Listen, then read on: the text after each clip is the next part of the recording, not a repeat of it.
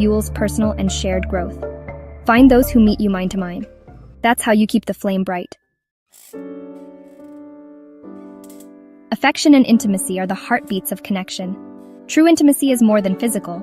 It's emotional closeness, expressed through touch, words, and thoughtful gestures. A woman needs affection to feel cherished. Simple acts like a hug, a kind word, or holding hands matter deeply. Kindness in tone and action creates an atmosphere where she can relax and feel valued. Intimacy grows in moments of vulnerability, being held when you cry, listened to without judgment. Physical intimacy should be an extension of emotional closeness, rooted in respect and communication. Thoughtful gestures, remembering her favorite things, small acts of care, show she's on your mind. Affection isn't a reward, it's a constant current, the everyday language of love. This need extends to friendships and family. A warm hug, a loving word can change everything. We all need connection, and gentle touch and affirmation are essential nutrients. Consistent affection creates security and belonging. It's what makes a house a home, a partnership a haven. Love flourishes with daily tending, not grand gestures. Choose relationships where affection flows freely. That's where you feel safe, seen, and loved. Intimacy is the glue that holds us together. Let it be the foundation of every bond. For a woman to thrive, relationships must be built on equality and respect. It's about partnership, not hierarchy. Two equals building a life together. Her opinions matter in every decision. Her boundaries and autonomy are honored. There's no room for control, whether overt or subtle. Shared responsibilities, mental and physical, are valued and divided fairly. No one's needs or successes are more important than the others. Respect means celebrating each other's strengths and wisdom. This principle applies to friendships and family too. True respect honors your choices and independence. Equality means both people's needs are valid and met. The relationship becomes a space where both can thrive, not just one. When built on respect, a woman can fully be herself, use her voice, and pursue her path. There's no superiority, just mutual admiration and support. Equality and respect create peace, security, and freedom. They are the ultimate expressions of love. Choose relationships where you are seen and honored as an equal. That's the foundation for everything else. For many women, shared values, and sometimes faith, are the deepest bonds of all. Core values shape how you live, love, and define meaning.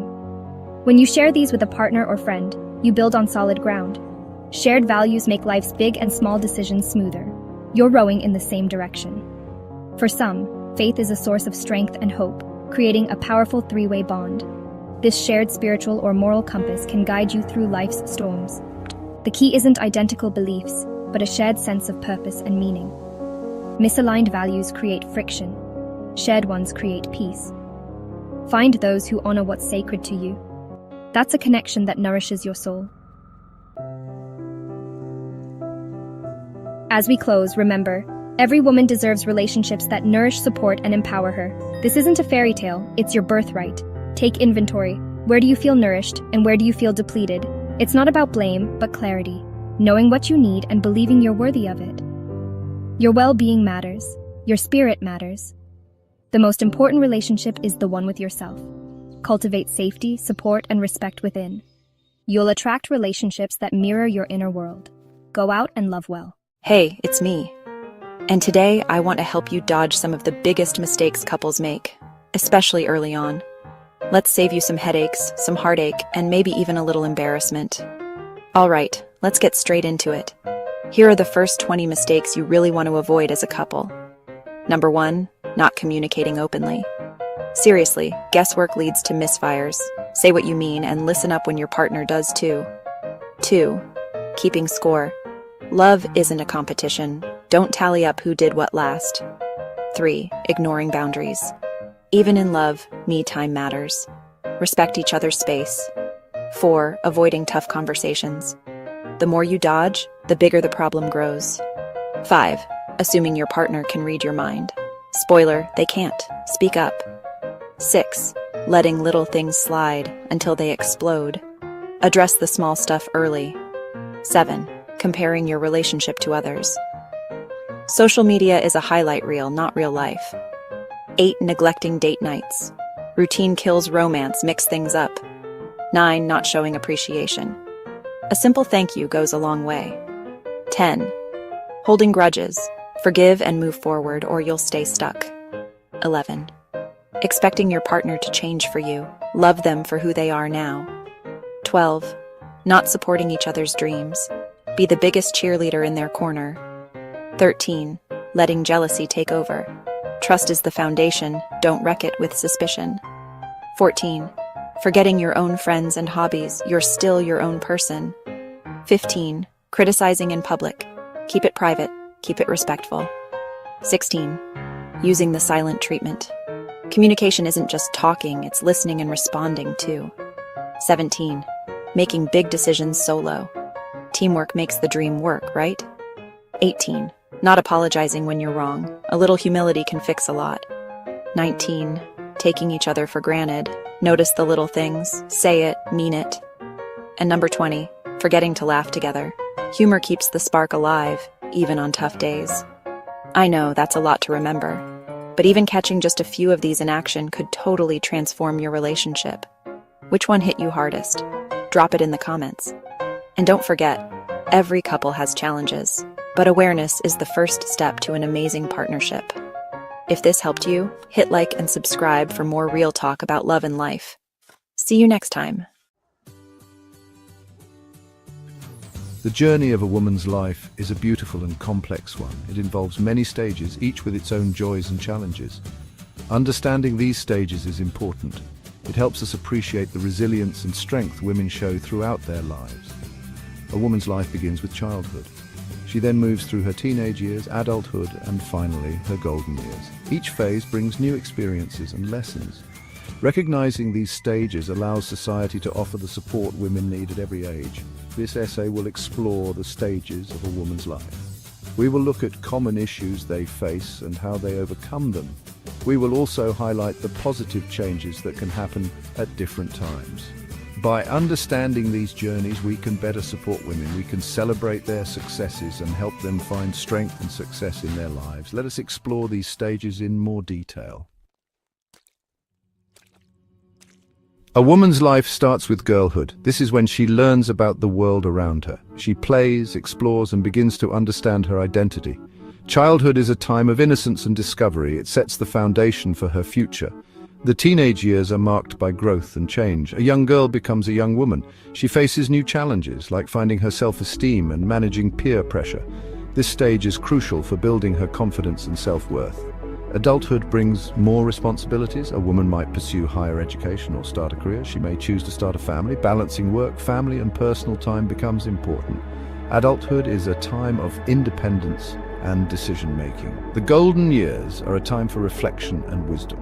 Older women often look back on their lives with pride. They may face health challenges, but they also enjoy the fruits of their labor. This stage is about enjoying life and passing on knowledge to younger generations. In childhood, girls often face challenges related to education. In some places, girls do not have the same opportunities as boys. However, many communities now focus on educating girls. This helps them develop skills for the future. During the teenage years, self-esteem can be an issue. Many girls feel pressure to look a certain way or act a certain way. Support from family and friends is crucial. Encouraging positive self-image helps them build confidence. Programs in schools also support mental health and wellness.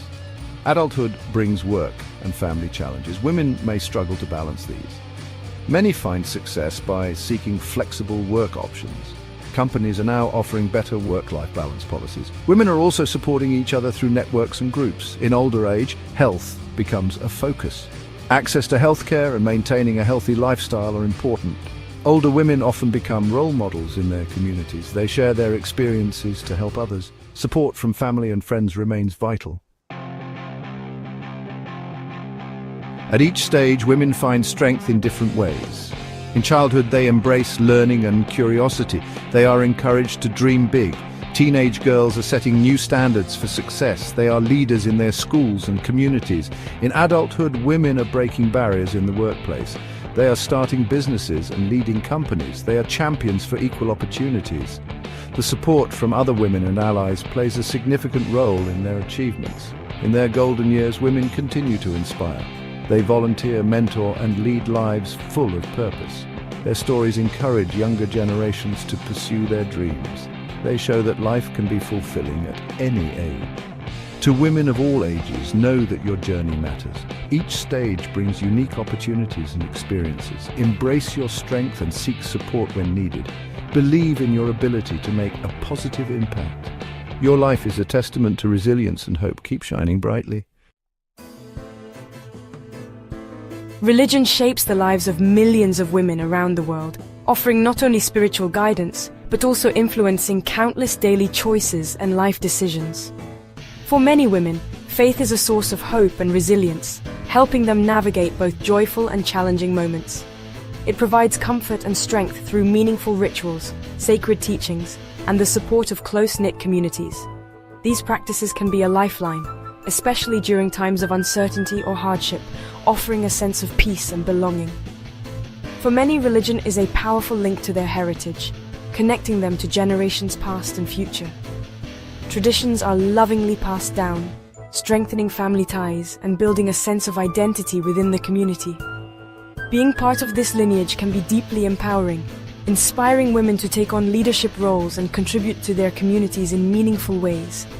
Religious communities also offer vital social networks, providing friendship, mentorship, and practical support, especially where women may face societal challenges, discrimination, or isolation.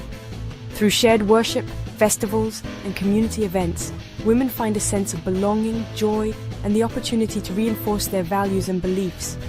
Religion often defines moral and ethical standards, giving women a clear sense of direction and purpose in their lives and helping them make choices aligned with their values.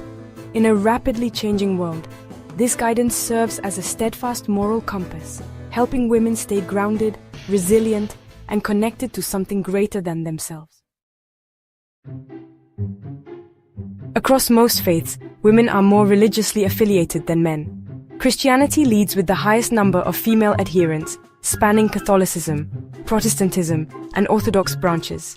Islam follows, with Muslim women playing a significant role in religious life and traditions worldwide. Hinduism also sees strong female participation, especially in upholding rituals and festivals. Buddhism, Sikhism, Judaism, and indigenous faiths, though smaller in numbers, rely on women to maintain and revitalize spiritual traditions. Women are often at the forefront, ensuring the continuity of faith for future generations.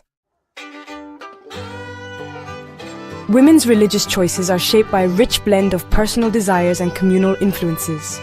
These decisions are rarely made in isolation. Instead, they reflect a tapestry of experiences, values, and relationships that guide women throughout their lives. For many women, faith offers a foundation for raising children and nurturing strong family bonds. The emphasis on family values and moral upbringing is a powerful motivator, helping women instill a sense of right and wrong, compassion and responsibility in the next generation. Tradition also plays a crucial role. Women often feel a deep responsibility to preserve and pass on their cultural and religious heritage, acting as bridges between generations. Through rituals, storytelling, and the sharing of customs, they keep these traditions alive. Spiritual fulfillment is another key motivation. Many women seek meaning, comfort, and inner peace through prayer, meditation, and reflection. These practices offer a sense of purpose and connection to something greater than themselves. The sense of community found in religious gatherings is equally significant.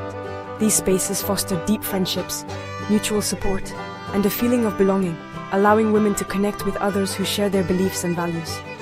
For many, the communal aspect is as vital as the spiritual, providing a safe space to celebrate joys, share burdens, and find encouragement during difficult times. Ultimately, these motivations are deeply intertwined, making faith not just a belief system, but a central guiding force in the lives of countless women around the world. Women's faith takes diverse forms across the globe, shaping not only spiritual practices, but also the very fabric of communities. From ancient traditions to modern expressions, women's devotion is a powerful force that bridges generations and cultures. In Latin America, Catholic women are the backbone of church communities, organizing events, leading charitable works, and nurturing the next generation.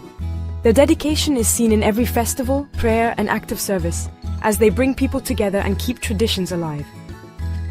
In the Middle East and Indonesia, Muslim women engage deeply in religious and social spheres, finding empowerment and responsibility through faith. They participate in study groups, support their communities, and play key roles in education and charity, shaping the future of their societies. Hindu women in India lead religious festivals, reinforcing social ties and cultural continuity.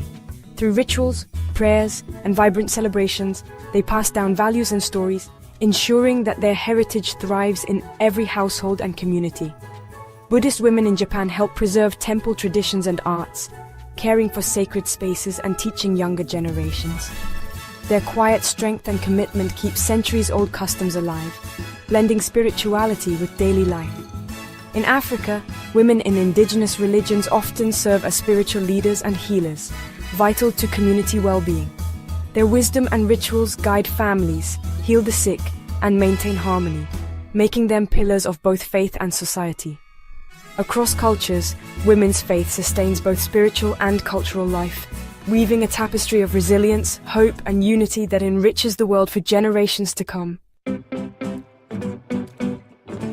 Women's faith reflects a blend of personal conviction and cultural influence. Many find solace and resilience in their relationship with religion, guiding them through life's challenges. Religion often embodies collective identity and shared values, especially where faith and culture are intertwined. Women adapt religious teachings to align with contemporary values, advocating for equality and justice. This adaptability keeps religions relevant to changing times. Whether through private devotion or public celebration, women's faith shapes their lives and communities. The diversity of women's beliefs highlights the enduring importance of faith worldwide. The alarm blares at 5 a.m., slicing through the silence like a drill sergeant with a personal vendetta. My hand, acting on pure muscle memory, lunges for the snooze button, desperate to buy just a few more precious minutes of sleep. The sun's still out cold, hiding somewhere behind the horizon, and my phone's chipper, rise and shine message only fuels my regret for ever agreeing to this madness. Who programmed phones to be so relentlessly optimistic at this hour? Who joins the 5 a.m. club willingly? Not me. I'm convinced it's a secret society for overachievers and people who actually enjoy kale smoothies. I'm a proud member of the Just 5 More Minutes Club, now under siege by adult responsibility and the ever-looming threat of being late for everything. My first thought isn't yoga or journaling or any of those miracle morning habits. It's more like, if I lie perfectly still, maybe the day won't see me, and I can stay hidden in my blanket cocoon forever. It's a childish hope, but for a few seconds, it almost works. I squeeze my eyes shut, bargaining with the universe for just a little more time. But the to-do list stampedes closer. School lunches, work emails, permission slips, laundry, the works. My brain is already racing, even if my body refuses to move. I slip out of bed, careful not to wake Mark, who's sleeping like a bearded angel. I'm already jealous of his ability to sleep through anything, including my internal existential crisis. My mission? Squeeze in 1 hour of work before my kids, Lily and Sam, wake up and bombard me with squirrel dream stories, breakfast demands, and a million questions about the universe. This pre-dawn hour is my secret weapon, my only shot at productivity before the chaos of family life explodes into action. I tiptoe out ninja style into a house holding its breath before chaos. Every creak and whisper feels amplified in the stillness. The kitchen floor creaks, probably rooting for the day, or maybe just mocking my attempt at stealth. I wince, hoping the kids don't stir. I flick on the coffee maker. That gurgle, that's the real start of my day. Coffee is hope in liquid form, the only thing standing between me and total incoherence. Coffee is the only reason I'll form sentences by my first Zoom call. Without it, I'd just be a blinking, yawning avatar on the screen. This quiet moment, just me and my caffeine, is the calm before the storm. I wouldn't trade it, probably. There's a strange peace in knowing I'm the only one awake, even if I'm not exactly thrilled about it. But ask me again in 10 minutes, when the house erupts and I'm knee-deep in cereal and chaos. And yes, despite all this, I'm still not a morning person. But for now, I'll fake it with coffee and a little bit of stubbornness.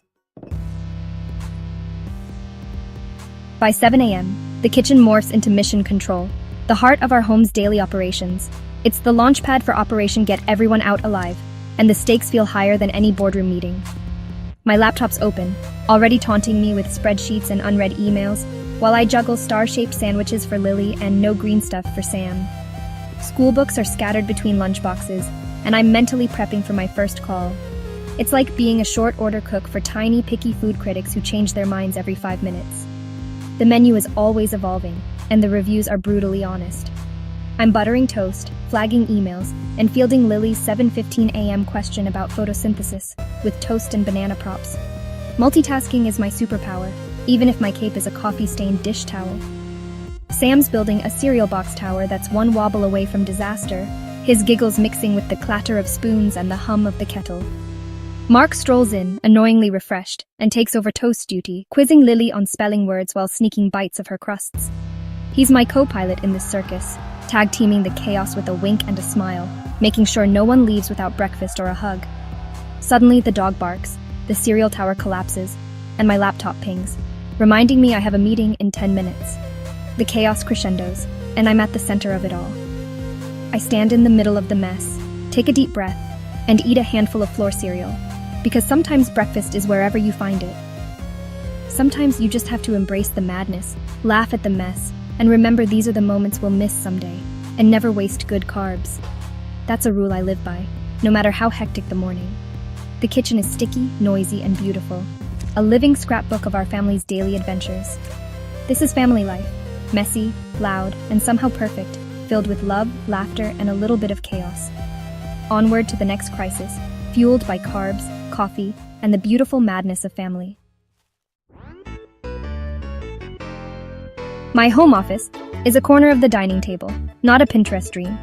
It's a patchwork of coffee rings, crayon marks, and the occasional sticky note that's lost its stick. I squeeze my laptop between a stack of coloring books and a bowl of fruit, hoping the Wi-Fi holds out just long enough for my next meeting. My Zoom background is a carefully curated white wall. What you don't see is the laundry mountain just out of frame. I've become a master at angling my camera to hide the chaos, and I can spot a fellow parent's strategic camera placement from a mile away. I'm business on top, pajama party on the bottom. If only my coworkers knew that my power suit is paired with fuzzy socks and slippers. The mute button is my best friend. It's my shield, my secret weapon, and sometimes my only line of defense against the unpredictable soundtrack of home life. It lets me look focused, while I'm actually mouthing "put that down" to my kids. I've perfected the art of the silent scold, all while nodding along to quarterly reports.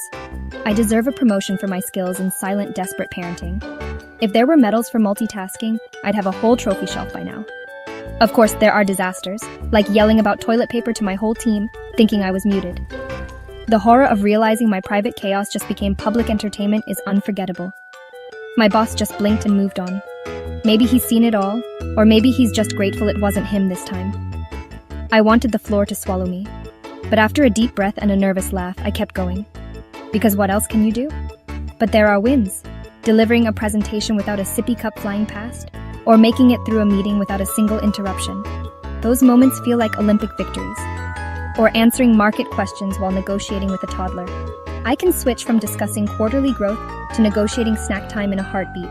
My superpower? Switching between corporate jargon and kid chaos. I'm fluent in both, and sometimes I even impress myself. No cape required, just a blanket when the house is cold. Comfort is key, and I've learned to embrace it. It's not glamorous, but it's mine. This is my reality, and I'm learning to love the beautiful mess of it all. And I'm getting better at it every day. Each call, each mishap, each small victory adds up. Mute button, don't fail me now. Here's to surviving, and sometimes thriving, in the wild world of remote work. By 2 p.m., I hit the wall, hard. My brain's buffering, my motivation's gone. I crave a nap, but deadlines scream louder. Coffee is my only hope, so I stumble to the kitchen, only to find a lunch crime scene and a sink full of dishes. The house is finally quiet. The kids are glued to their tablets. The silence makes the mess feel even bigger. It's not just the dishes, it's the mental load appointments, dinner, worrying about Sam's social life. I lean on the counter, eyes closed, feeling like I'm juggling glass balls. Then I spot Lily's drawing on the fridge. Me with octopus arms, smiling, labeled, "Best Mom." Suddenly, the exhaustion lifts a little. Even when I feel like I'm failing, my kids see a superhero. That's enough to pour another coffee and keep going. The mess can wait. The love can't. I take a deep breath and get back to it. Octopus arms, activate. Just as I'm drowning in emails, Mark comes home. He surveys the kitchen disaster, kisses my head and says, "How was the battle, soldier?" He doesn't offer advice. He just rolls up his sleeves and tackles the dishes. "You finish up, I've got dinner," he says, launching into his world-famous whatever's in the fridge stir-fry. It's not gourmet, but it's a meal I don't have to cook. That's love. The kids emerge, drawn to Mark's energy and the promise of food. He listens to their stories, laughs, and is fully present. Watching them, I feel relief. I'm not alone, we're a team. It's not about perfection. It's about passing the baton when you're tired. Mark's support lets me clock out of work and just be Maya. It's a small act, but it's everything. This is what holds our world together. Teamwork, not heroics. And maybe a little soy sauce. Post-dinner, the hour of mayhem begins. The living room is a Lego minefield, parenthood's true test of pain tolerance. Tonight's event, family fort building. Mark engineers, I decorate, the kids help. Sam tries to use the dog as a support beam. Lily demands more glitter. I veto the glitter. Inside the fort, the day's chaos melts away. We tell stories, make shadow puppets, and laugh at Lily's nonsensical jokes. Sam snuggles in, finally winding down. In this little fortress, the outside world disappears. These are the moments I'll remember, not the mess, but the laughter and love. This is the good stuff, the sweet center of our messy life, and it's worth every Lego-induced limp. Bedtime negotiations begin. My kids are master lawyers. Lily needs water, Sam fears monsters, and urgent questions about the sky can't wait. Mark and I divide and conquer. I handle Lily's bedtime story. He tackles Sam's monster crisis. Lily interrupts every page with commentary, her mind buzzing. After the story, she pleads for 5 more minutes. I stand firm. Bedtime is non-negotiable. I tuck her in, kiss her, and turn on her nightlight. "I love you more," she whispers as I close the door. My heart melts. Mark and I meet in the hallway, sharing a look of loving exhaustion. Mission accomplished. Monsters vanquished, treaties signed. The house is finally quiet. The dishwasher hums, a sound I love more than some relatives. The tiny humans are asleep. For a few hours, the night is ours. We survived another day. With the kids asleep, Mark and I collapse on the couch, our nightly debrief zone. We sit in silence, just breathing, finally connecting as a couple. He asks about my day, work, wins, disasters. I tell him about the octopus drawing and the conference call mishap. He shares a funny office story. We're not fixing problems, just listening. He brings ice cream, mint chocolate chip, my weakness. We eat, watch mindless TV, and let the day's tension fade. This is our date night, pajamas, couch, and peace. It's not glamorous, but it's perfect. I lean on his shoulder, grateful. We're a team, tired, imperfect, but strong. We pick each other up and always remember the ice cream. It's the glue of our universe. Here's to surviving and loving this beautiful mess. Crawling into bed, the day replays in my mind. Chaos, laughter, love. It was overwhelming and beautiful, a normal, messy, wonderful day. In a few hours, the alarm will blare again. The cycle restarts. The kitchen becomes command center. The mute button my ally. The mental load heavy. But I'm not juggling alone. Mark steps in when I need him. The kids, even in their mess, bring hugs and crayon masterpieces. We're a team. Chaotic, loving, resilient. Our strength isn't perfection. It's finding humor in the madness and leaning on each other. As I drift off, I think of Lily's octopus drawing and our laughter in the fort. This life is a privilege, a messy masterpiece we create together. As dawn hints at the window, I feel ready. Day 267 of this beautiful madness. Let's do it. But first, coffee. Always coffee. And maybe 5 more minutes. Who was the first woman? Across the world's great religions, her name is Eve. She's not just a character, she's the mother of all humanity, a symbol of our shared beginnings. Her story appears in Judaism, Christianity, and Islam, each with its own perspective. In Hebrew, her name is Chava, meaning to live or source of life. Eve's story is about creation, partnership, and a choice that changed everything. She and Adam lived in a paradise, but one decision would shape the future of all people. Understanding Eve helps us understand the core beliefs of these major faiths. She's more than a figure from ancient texts. She represents the start of the human family. We'll explore how Eve is seen in Judaism, Christianity, and Islam. We'll see what connects these stories and what sets them apart. This isn't just history, it's a look into the heart of human belief. Eve's story is one of the most influential ever told. It's a story that still shapes our world today. So let's journey back to the beginning. Let's discover who Eve was and why her story endures. The story of the first woman is a story about all of us, and it all starts in a garden. In Judaism, Eve, Chava, appears in the book of Genesis. God creates Adam, then forms Eve as his partner, not from above or below, but from his side. Adam recognizes her as bone of my bones, flesh of my flesh. Together, they care for the one rule: don't eat from the tree of knowledge. A serpent tempts Eve, promising wisdom if she eats the forbidden fruit. She eats, then shares it with Adam. Their eyes are opened, they feel shame and cover themselves. When God discovers their disobedience, they're sent out of Eden. Eve is told she'll have pain in childbirth, but she's also called the mother of all living. This story isn't just about a fall. It's about the start of human life as we know it. It's about free will, moral responsibility, and the challenges of being human. Eve's choice marks the beginning of our journey outside paradise. Her story is a foundation for Jewish ideas about life and humanity. She's not just a symbol of loss, but of new beginnings.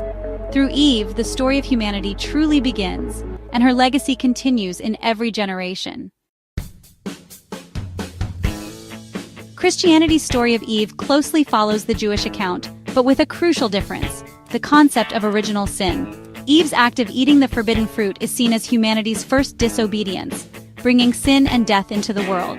This fall of man means all people are born with a tendency to sin. For centuries, Eve was blamed for this fall, shaping attitudes toward women. But Adam also chose to eat. Responsibility is shared. Modern Christian thought often emphasizes this shared choice.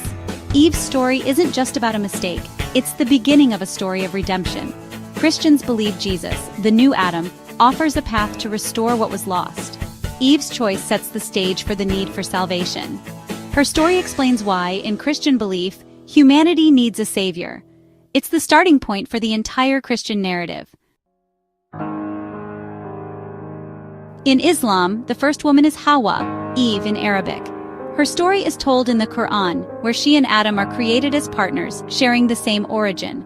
Both are warned not to approach the forbidden tree. Iblis, or Satan, tempts them together. There's no singling out of Hawa. They both eat, realize their mistake, and immediately seek forgiveness. The Quran emphasizes their shared responsibility and God's mercy. There's no concept of original sin. Each person is born pure. Adam and Hawa are sent to earth not just as punishment, but as part of God's plan. Their story is about human weakness, repentance, and forgiveness. In Islam, Eve is not blamed more than Adam. Their journey is a lesson in partnership, accountability, and hope. The story is about a shared test and a shared new beginning. It's a message of mercy and renewal. The idea of a first woman isn't unique to the Abrahamic faiths. In Greek mythology, Pandora opens a box, releasing all the world's troubles, except hope. In Norse myth, the gods create Ask and Embla, the first man and woman from trees, equals from the start. Hindu stories tell of Manu and Shatarupa, while Zoroastrianism speaks of Masha and Mashyana, who grew from a plant. Many indigenous cultures have their own creation stories, each reflecting unique views on life and gender. Some stories focus on partnership, others on temptation or transformation. Despite differences, the theme of a first woman shaping humanity is universal. These stories reveal how cultures grapple with questions of origin, purpose, and the roles of men and women.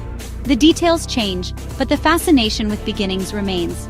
Across the world, the first woman is a symbol of possibility and change. When we compare these stories, striking similarities emerge. Eve, or Hawa, is always the first woman, partner to the first man, and mother of humanity. Each tradition features a paradise, a divine rule, a tempter, and a pivotal choice. The consequences, loss of innocence, exile, and a new life, are shared. But the differences matter. In Judaism and Christianity, Eve is made from Adam's rib. In Islam, she's created from the same essence. Christianity emphasizes original sin. Judaism focuses on free will. Islam stresses shared responsibility and forgiveness. In some traditions, Eve bears more blame. In others, the burden is shared. These differences shape how each faith views sin, gender, and redemption. The same story teaches very different lessons. Yet at the core, it's about choice, consequence, and the search for meaning. The story's power lies in both its unity and its diversity. Eve's story is ancient, but its impact is timeless. For billions, it's a sacred narrative that explains our origins and our struggles. It shapes worldviews, morals, and debates about women's roles. Some see Eve as a cautionary tale, others as a symbol of courage and curiosity. Her story is constantly reinterpreted by scholars, artists, and everyday people. It raises questions about knowledge, choice, and what it means to be human. Whether seen as history or myth, Eve's journey mirrors our own. It's about mistakes, growth, and the hope for forgiveness. The story of the first woman is, ultimately, a story about all of us, and that's why it still matters. Motherhood doesn't begin at birth. It's a journey that starts long before you ever hold your child in your arms, in the quiet moments and choices that shape who you are becoming. It starts in the quiet, formative years before a child exists.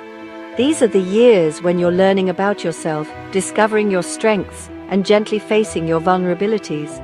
This time is not just waiting, it's active preparation where you build the foundation for your future family. Every small habit you nurture, every healthy boundary you set, and every moment you spend caring for your own well-being is an investment in the life you'll share with your child.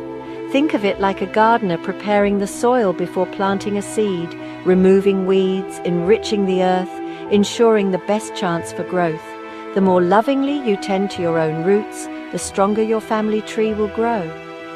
The pre-motherhood years are your chance to understand yourself, heal old wounds, and cultivate patience, kindness, and resilience.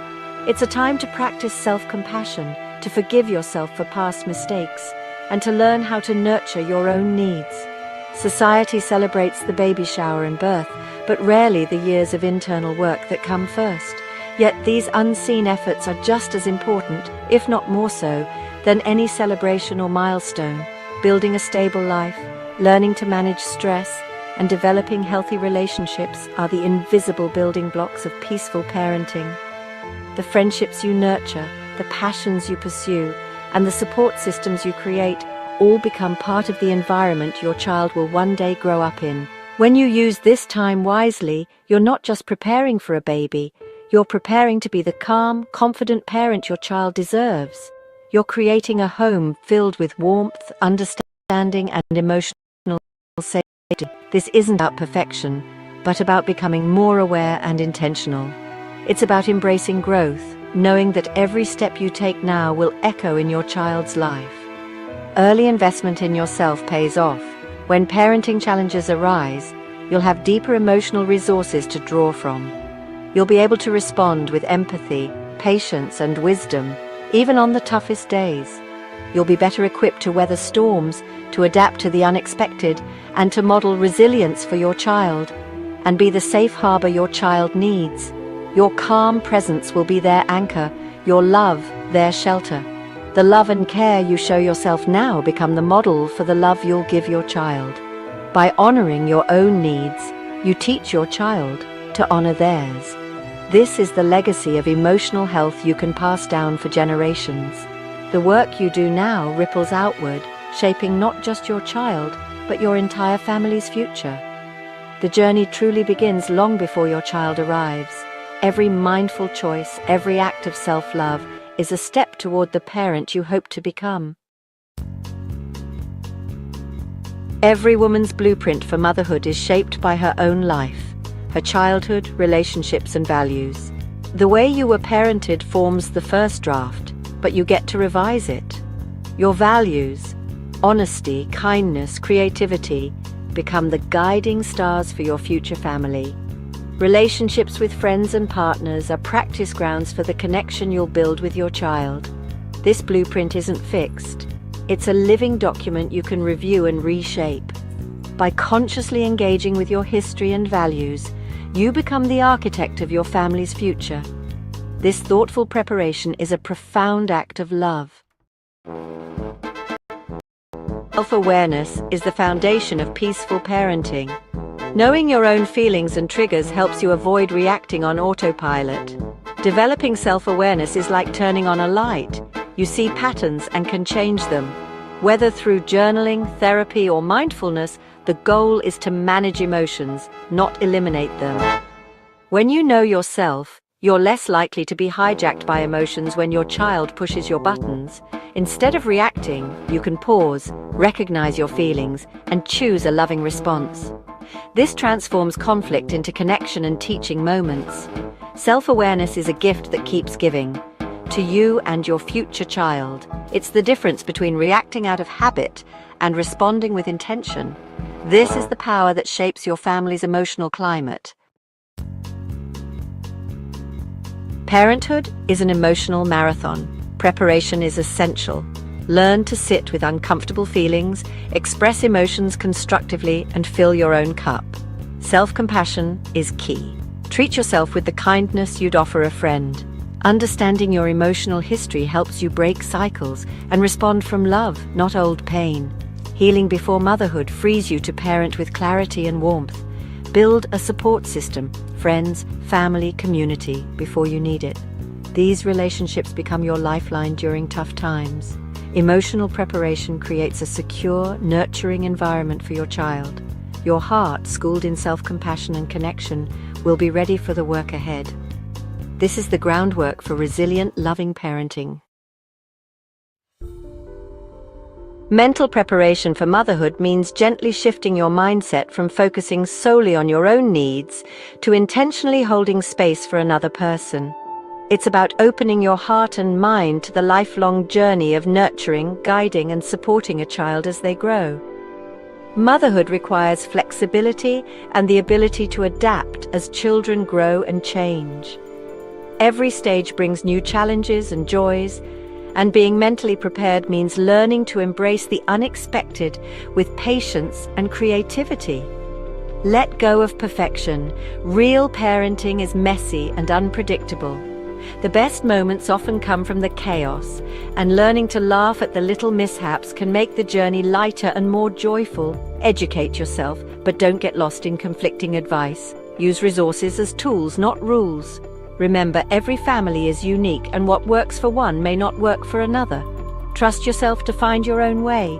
Trust your intuition as you build your own parenting approach. Your instincts are powerful guides, helping you make decisions that are right for you and your child. Cultivate a growth mindset. See challenges as opportunities to learn, not as failures. Each obstacle is a chance to grow stronger, wiser, and more compassionate, both for yourself and your child. This resilience helps you navigate tough times and models healthy coping for your child. When you show your child how to handle setbacks with grace, you teach them valuable life skills. Mental preparation is about embracing imperfection and staying open to growth. It's about accepting yourself, flaws and all, and knowing that you are enough for your child. It's the mindset that allows you to thrive, not just survive as a parent. When you nurture your own well-being, you create a positive environment for your family to flourish. This is the mental strength that sustains you for the journey ahead, giving you the courage and hope to face each new day with love and resilience. Nurturing is the heart of motherhood, and you can practice it long before you have a child. Care for a plant or pet to build patience and attentiveness. Practice nurturing in your relationships. Listen, encourage, and show kindness. These small acts teach you to be attuned to others' needs and respond with empathy. Most importantly, nurture yourself.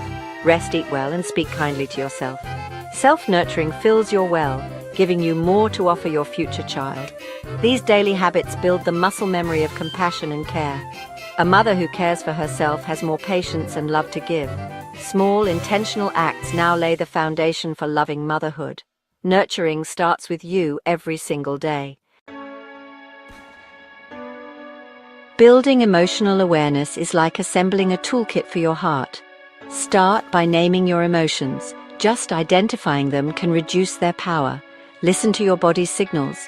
Physical cues often reveal your emotional state. Practice mindful breathing to calm your system in stressful moments. These tools help you process emotions instead of being controlled by them. Emotional literacy is a skill you'll model for your child. The time before motherhood is perfect for mastering these habits. This toolkit will serve you and your family for years to come.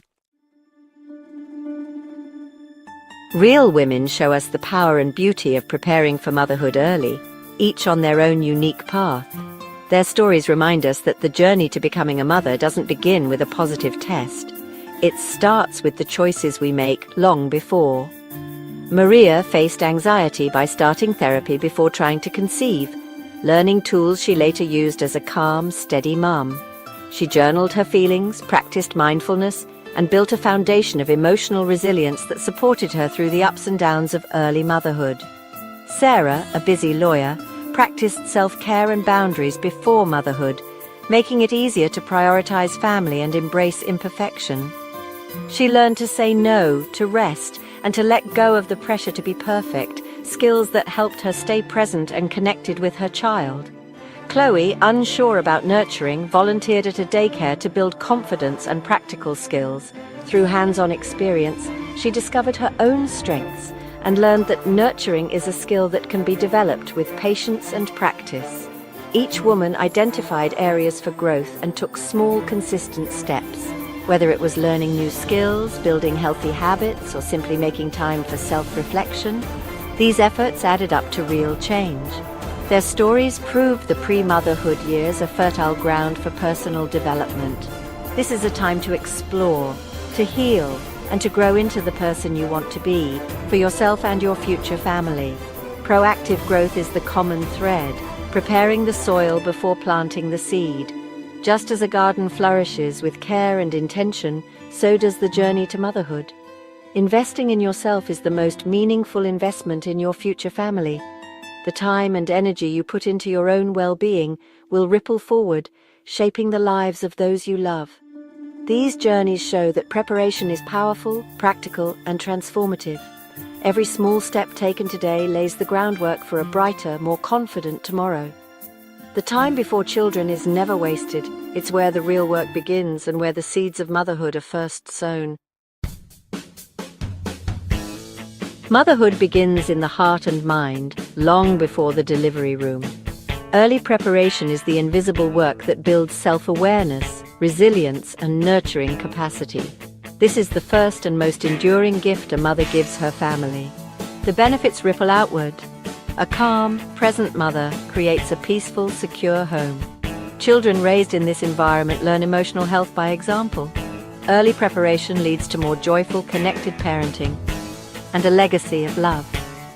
By doing your own inner work, you break negative cycles and start new, positive ones. The most important work of motherhood begins with the choice to become the person you hope your child will one day look up to.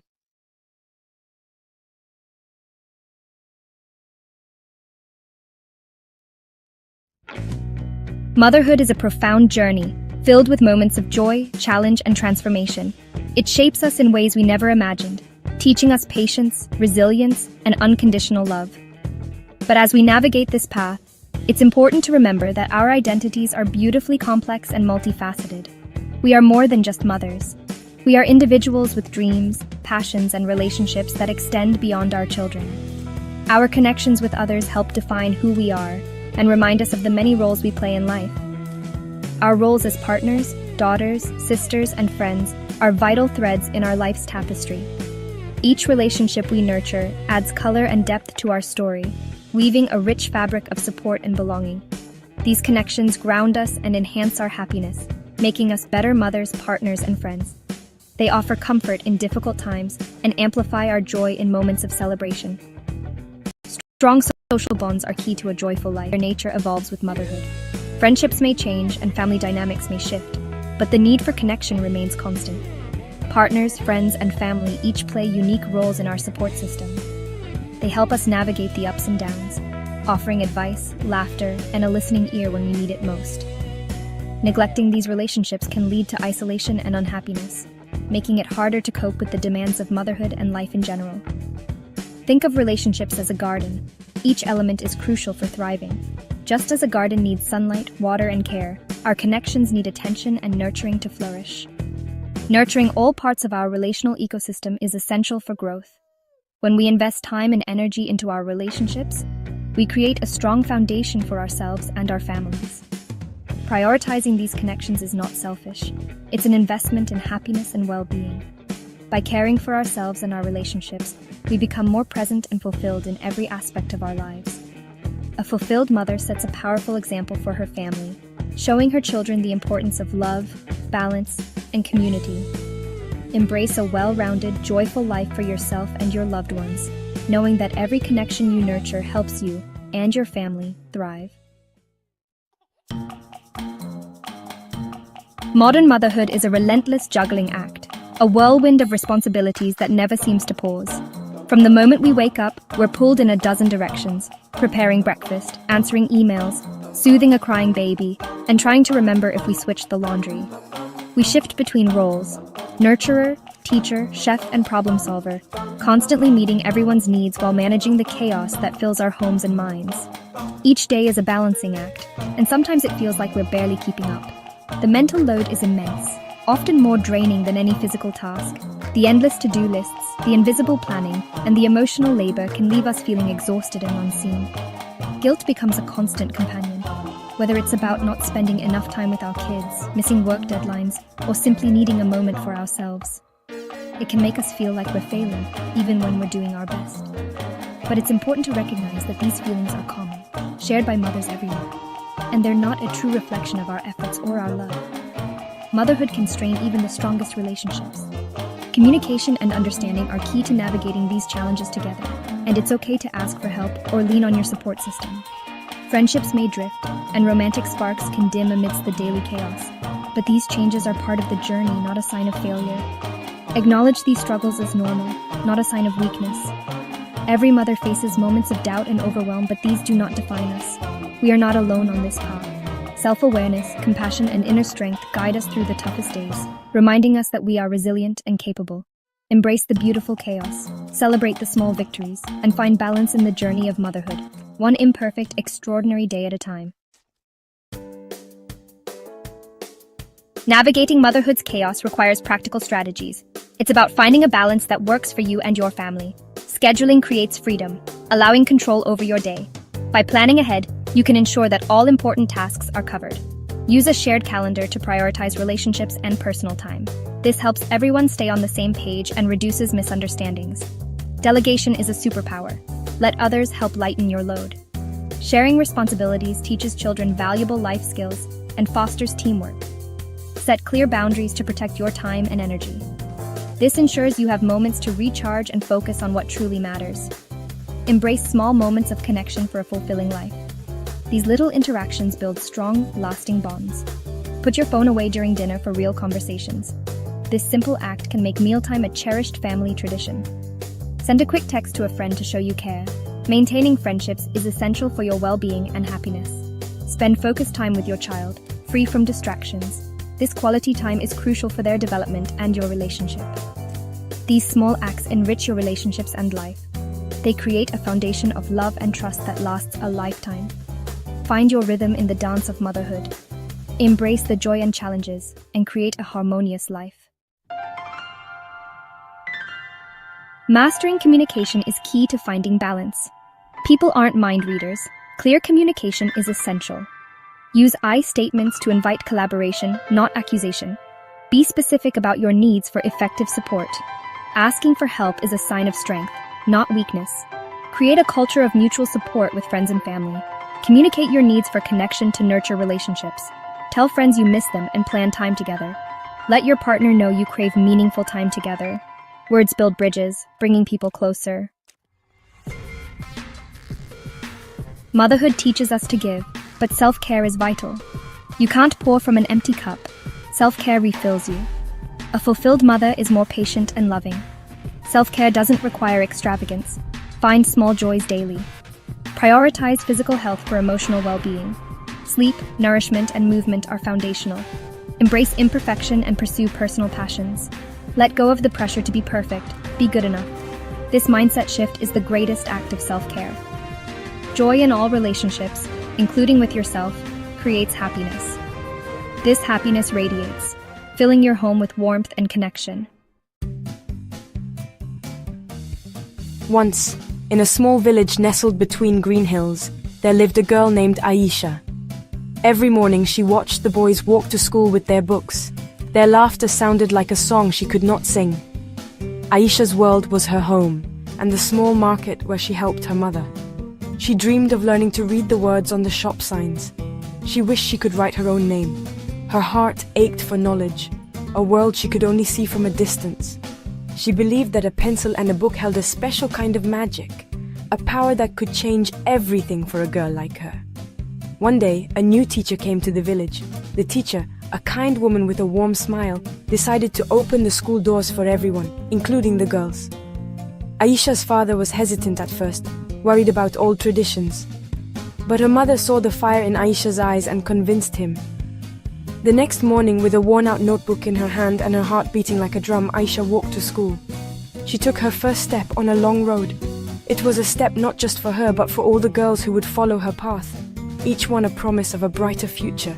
Inside the classroom, a new universe opened up. Aisha learned about numbers that could count the stars in the sky. She learned about letters that could build words and words that could build stories and ideas. She was no longer just a girl from a small village. She was an explorer discovering new lands on the pages of her books. The teacher told her that education was a light. It was a light that no one could ever take away from her. This light would guide her through darkness and help her find her own way in the world, making her strong and independent. Aisha's journey was not always easy. Some people in the village whispered that a girl's place was not in a classroom. They believed she should be learning to cook and clean, not to read and write. But Aisha did not listen to their doubts. Every word she learned made her stronger. Every problem she solved made her more confident. She knew that her education was more than just for herself. It was a gift she would one day share with her family, her community, and her world, proving that one educated girl can start a powerful change. When a girl like Aisha gets an education, she does not keep that knowledge to herself. It is like planting a seed that grows into a strong tree, providing for the whole family.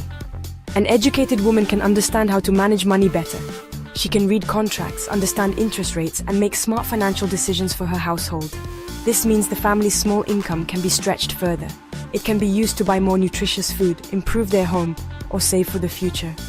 Her knowledge becomes a shield that protects her family from poverty and hardship. Educated mothers raise healthier children. A woman who can read can understand instructions from a doctor or on a medicine bottle. She learns about nutrition and hygiene, ensuring her babies are strong and well-fed. She knows the importance of vaccinations and regular health checkups. Studies from countries like Bangladesh have shown this clearly. When more girls went to school, child mortality rates dropped significantly. The health of the entire family improves because a mother's education is the first and most important medicine for her children, a lesson passed down through generations. Furthermore, an educated mother is the best first teacher a child can have. She reads stories to her children, helping them develop a love for learning from a young age. She can help them with their homework and encourage them to stay in school. This creates a cycle of education. Her children, both boys and girls, are more likely to finish school and pursue higher education themselves. The seed of knowledge she received grows into a forest of learning, lifting her entire family tree to greater heights. Her home becomes the first school, a place where curiosity is nurtured and dreams are encouraged. This cycle has a direct impact on a family's earnings. When children are educated, they can get better jobs when they grow up. They can become doctors, engineers, teachers, or entrepreneurs. This means they can support their parents in their old age and provide a better life for their own children. It all starts with one girl going to school. In places like rural India, programs that help girls finish their secondary education have shown that for every extra year of school, a woman's future wages can increase by up to 20%. This transforms not just one life, but the destiny of an entire family. When women are educated, they do not just improve their homes, they become powerful engines for the entire economy. An educated woman is more likely to find a formal job. She can work as a teacher, a nurse, a manager, or a scientist. This is not just good for her, it is good for the country. When more women join the workforce, a country's productivity increases. There are more people paying taxes, which means the government has more money to build better roads, hospitals, and schools for everyone. Her salary is a contribution to the nation's strength and prosperity. Educated women are not just employees. They are also innovators and entrepreneurs. With an education, a woman gains the confidence and skills to start her own business. She might open a small shop, a tailoring business, or even a technology company. In many African nations like Ghana and Uganda, women are leading the way in entrepreneurship. They create jobs for others in their communities, helping to reduce unemployment. A woman's business is often a source of great pride and a beacon of hope, showing other women what is possible when they are given a chance to learn and grow. The presence of educated women in the workplace also makes businesses better. Diverse teams with both men and women are more creative and better at solving problems. Women bring different perspectives and ideas to the table, leading to better products and services. Companies with more women in leadership positions have been shown to be more profitable. When women are included in economic life, everyone wins. They challenge old ways of thinking and push industries to innovate, making the entire marketplace more dynamic and competitive for the future. This economic participation has a ripple effect that spreads throughout society. When women earn their own income, they gain more say in their households and communities. They become leaders, participating in local councils and government. They advocate for policies that benefit women and children, such as better healthcare and safer communities. This creates a more just and equitable society for all citizens. The journey from a classroom to a boardroom or a business is a journey that transforms a woman's life, and in doing so, transforms the very fabric of her nation. The story of a single girl like Aisha, when multiplied by millions, tells the story of how a whole country can become richer, healthier, and stronger. The evidence is clear from all corners of the world. Nations that invest in girls' education see their economies grow faster. A World Bank report found that limited educational opportunities for girls could cost countries between $15 to $30 trillion in lost lifetime productivity and earnings. When girls are educated, they become a powerful force for economic progress, unlocking a nation's full potential. Look at South Korea, a country that transformed itself from poverty to prosperity in just a few decades. A key part of its success was its commitment to educating all its citizens, including its girls. As women became more educated, they entered the workforce in large numbers, contributing to the country's economic miracle. Similarly, in Ireland, the expansion of free secondary education for girls in the late 1960s is linked to the country's incredible economic growth in the following decades. When a nation educates its daughters, it is investing in its own future success. This economic growth is deeply connected to a nation's health and stability. Educated societies are healthier societies. When women are educated, birth rates tend to fall, and families become smaller and more sustainable. This reduces the strain on a country's resources. Moreover, educated citizens are more likely to engage in democratic processes and demand better governance. This leads to more stable and peaceful societies, which are more attractive for investment and development. A peaceful nation is a prosperous nation, and education for all is the foundation of that peace. So the path forward is clear. For every girl who dreams of a book, for every community that wishes for a better life, the answer is education. We must work together, governments, communities, and individuals, to break down the barriers that keep girls out of school. We must build more schools, train more teachers, and challenge the outdated beliefs that hold women back. When we let girls learn, we let nations rise. The future of our world is in a classroom, in the hands of a young girl holding a pencil. Let us give her the chance to write a new, more hopeful story for us all. In our lives, we all find ourselves in the arena. This is the place where we face challenges, where we might stumble and fall. It is the place of work, family, love, and loss. For women, this arena can often feel demanding, with expectations coming from every direction. This is why building our own strength is not a luxury, it is a necessity. It is about having the courage to show up, even when we are not sure of the outcome. True strength isn't about being perfect or never feeling afraid. It is about being vulnerable enough to try, to connect, and to be seen for who we really are, imperfections and all. Having strength means we can hold our own story with compassion. It means we can set boundaries and say no when we need to, protecting our energy and our hearts. When we are strong, we don't just survive the tough moments, we find the lessons within them. We learn to get back up after a fall, dust ourselves off, and dare to enter the arena again. This resilience is built, not born.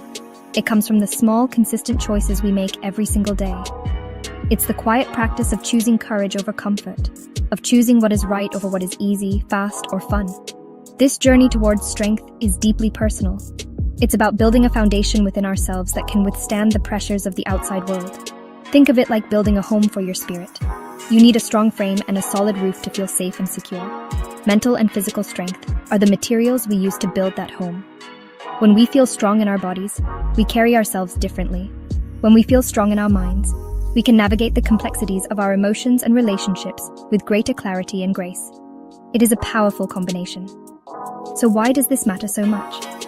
Because a strong woman is a force for good in her own life and in the lives of those around her. She can lift others up because she has learned how to support herself. She can speak her truth with kindness because she is not afraid of being judged. She can love with her whole heart, even with the knowledge that there are no guarantees. Embracing this journey is an act of profound self-love. It is a declaration that we are worthy of the effort it takes to build a life of courage, compassion, and connection. Building strength is not a grand one-time event. It is a practice. It is about the small, daily habits that, over time, create a powerful shift in how we feel and how we show up in the world. One of the most foundational habits is moving our bodies. This doesn't mean you have to run a marathon. It can be a simple walk in the morning, a gentle yoga session in your living room, or dancing to your favorite song. The goal is to connect with your body, to feel its power, and appreciate what it can do. This physical practice reminds us that we are capable and resilient. Another vital habit is the practice of getting our thoughts and feelings out of our heads and onto paper. Journaling is a powerful tool for this. It doesn't have to be perfect or poetic. It can be a messy, honest conversation with yourself. You can write down what you are grateful for, what you are struggling with, or what you are dreaming about. This act of writing creates a space between you and your feelings, allowing you to look at them with curiosity instead of being overwhelmed by them. It is a way to make sense of your story and to find the courage within it. Think of these habits as anchors in your day. They are things you can return to, no matter what storms are swirling around you. Maybe you start your day with 5 minutes of quiet, just sitting and breathing before the world rushes in. Or perhaps you end your day by reading something that inspires you. These are not just tasks to check off a list. They are rituals of self-respect. They are small ways of telling yourself, I am worthy of this time. I am worthy of this care. This consistent practice is what builds the muscle of courage. When we commit to these small, daily actions, we are practicing how to show up for ourselves. This is where the real work happens. It's easy to be courageous when everything is going well. The true test is whether we can stick to our practices when we feel tired, discouraged, or overwhelmed. Each time you choose to take that walk, write in that journal, or take those 5 minutes of quiet, you are casting a vote for the person you want to become. You are practicing how to rise strong, one small, brave habit at a time. Our mindset is the lens through which we see the world and our place in it. A resilient mindset is not about ignoring the hard stuff or pretending to be happy all the time. It is about owning our whole story, the good, the bad, and the messy. It's about having the tools to navigate life's pressures without losing ourselves. One of the most powerful tools is shifting our perspective from what is happening to me to what is this teaching me? This simple question can transform a moment of struggle into an opportunity for growth and learning.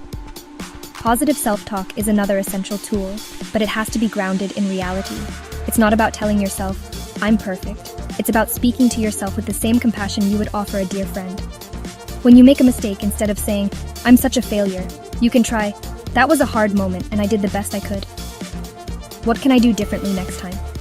This is how we practice self-compassion. It's a way of acknowledging our humanity and giving ourselves permission to be imperfect. It is a courageous act. Breathing is a tool we carry with us everywhere. When you feel pressure building or anxiety rising, you can anchor yourself in your breath. A simple technique is the box breath. Inhale slowly for 4 counts, hold your breath for 4 counts, exhale slowly for 4 counts, and hold again for 4 counts. Repeat this a few times. This simple physical act sends a signal to your nervous system that you are safe. It creates a pause, a small space between the trigger and your reaction, giving you a chance to choose a more thoughtful response. Building a resilient mindset is about recognizing that we get to write the ending of our stories.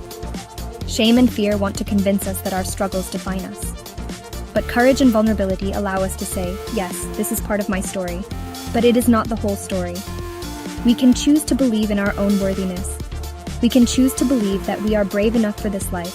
These mindset tools are not about changing who you are. They are about coming home to who you have always been. Confidence is not about being the loudest person in the room. It is a quiet knowing that you are enough, just as you are. It's the courage to show up and let yourself be seen. This confidence grows from self-awareness, which is the ability to understand our own emotions, thoughts, and behaviors. When we are self-aware, we can navigate awkward or difficult situations with more grace, because we are not just reacting to what is happening around us. We are responding from a place of inner clarity and strength. Imagine you are in a meeting and someone dismisses your idea. The immediate reaction might be to feel small or to get defensive. But with self-awareness, you can notice that feeling of shame or anger rising. You can take a breath and choose your response. You might say calmly, "I'd like to share a bit more about why I think this idea has merit." This response is not about winning an argument. It is about standing in your worth and contributing your voice, even when it feels hard. It is a practice of daring greatly. Self-awareness also helps us handle our own internal struggles. Let's say you feel a wave of jealousy when a friend shares good news. Instead of judging yourself for that feeling, self-awareness allows you to get curious. You can ask yourself, what is this jealousy telling me? What is the unmet need or longing here? Perhaps it's a sign that you want to pursue a similar goal for yourself. This turns a difficult emotion into valuable information, guiding you toward what truly matters to you. It helps you understand your own story. I want to invite you to start this journey today. You don't need to change everything at once. Just choose one small habit. Maybe it's a 5-minute walk each morning. Maybe it's writing down 3 things you are grateful for before bed. The goal is to start practicing, to start showing up for yourself in small, consistent ways. You are worthy of a life filled with courage, compassion, and connection. You are brave enough to step into the arena of your life. Dare to begin. Dare to be you.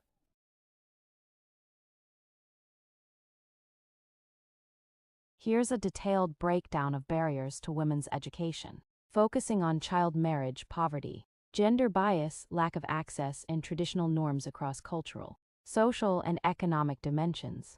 1. Child marriage, cultural and social barrier. In many societies, especially rural and traditional communities, girls are married off at a young age due to cultural or religious practices.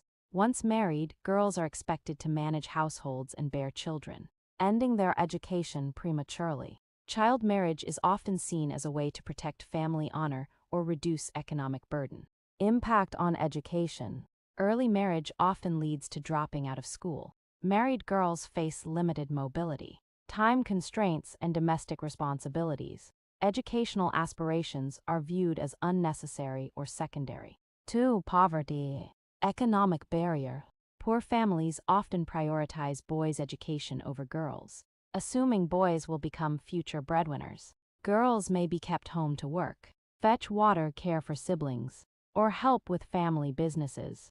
Lack of money for school fees, uniforms, transportation, and materials prevents girls from enrolling or continuing school. Impact on education. Girls from poor households are less likely to complete primary education, let alone secondary or higher studies. Poverty increases school dropout rates, especially during economic hardship. 3. Gender bias. Social and cultural barrier. Persistent patriarchal beliefs treat women as less capable or less deserving of education. Families may believe that investing in a girl's education is a waste, especially if she will marry and leave the home. Girls face discrimination in classrooms, lower teacher expectations, and less encouragement. Impact on education. Low self-esteem and lack of confidence among girls. Underperformance, absenteeism, and low enrollment rates. Reinforcement of gender roles that restrict academic ambitions. 4. Lack of access to schools. Geographic and infrastructure barrier. In rural areas, schools may be far away, unsafe, or simply unavailable. Poor transport, lack of sanitation facilities, especially toilets for girls, and security concerns, especially during conflict or disasters, discourage girls from attending. Absence of female teachers also deters enrollment, especially in conservative societies. Impact on education.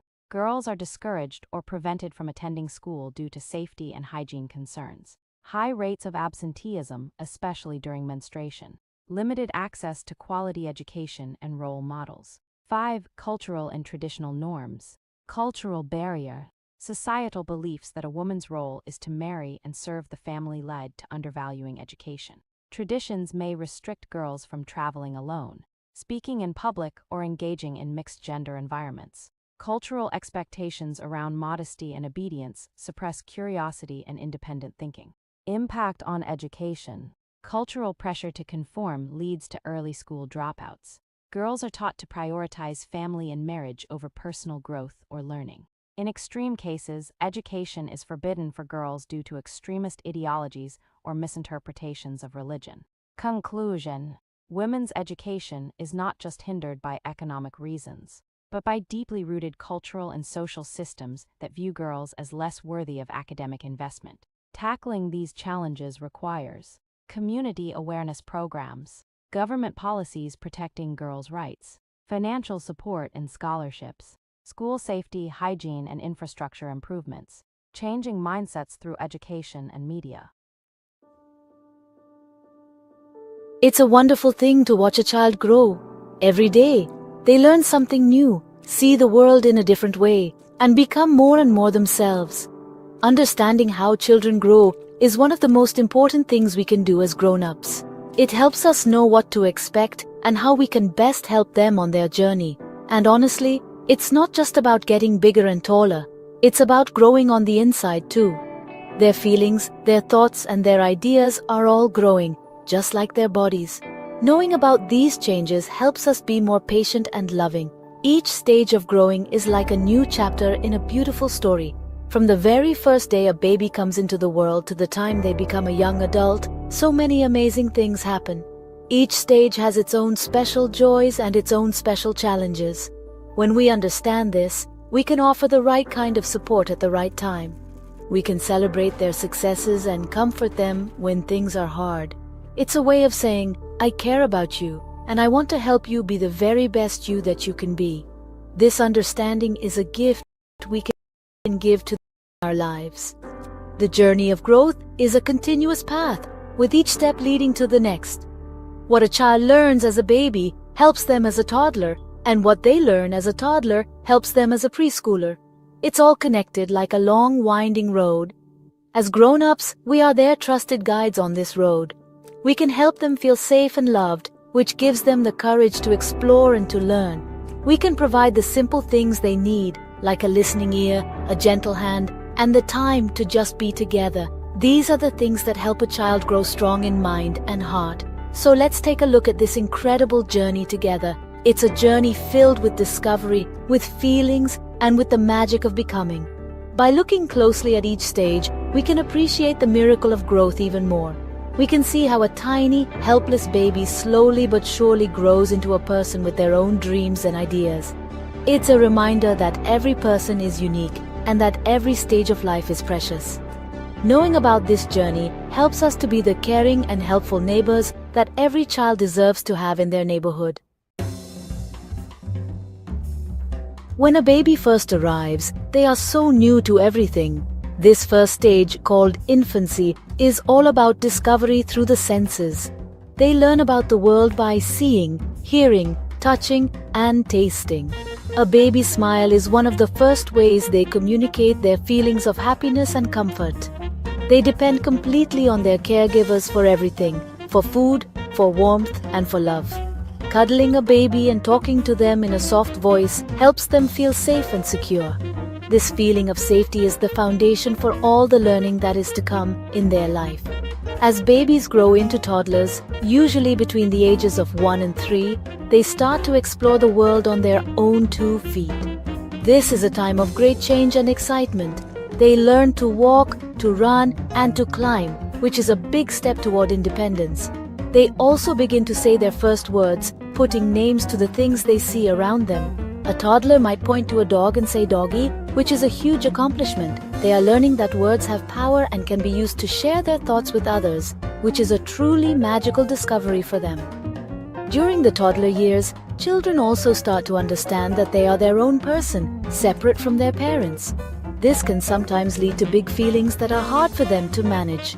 They might say no, a lot, because they are practicing making their own choices.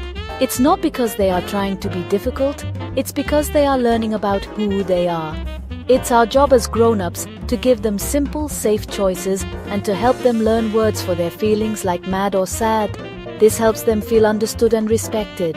These early years are so important because they build the trust that a child will carry with them for their whole life. When a baby's cries are answered with comfort, they learn that the world is a good place. When a toddler is given the space to explore safely, they learn that it's okay to be curious and brave. Every time we respond to a young child with kindness and patience, we are helping them build a strong foundation.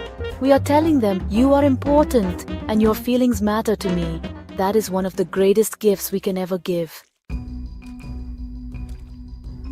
After the toddler years comes the preschool stage, which is usually from ages 3 to 5. This is a time of incredible imagination and creativity. Children at this age love to play pretend games, becoming anything from a brave firefighter to a caring doctor. This kind of play is more than just fun. It's how they learn about the world and practice different roles. They also start to ask a lot of why questions. Their minds are like little sponges, soaking up information about everything around them. Answering their questions with simple, honest answers helps their curiosity grow. As children enter the school-age years, from about 6 to 12, their world gets much bigger. They go to school, make new friends, and learn more complex skills like reading, writing, and math.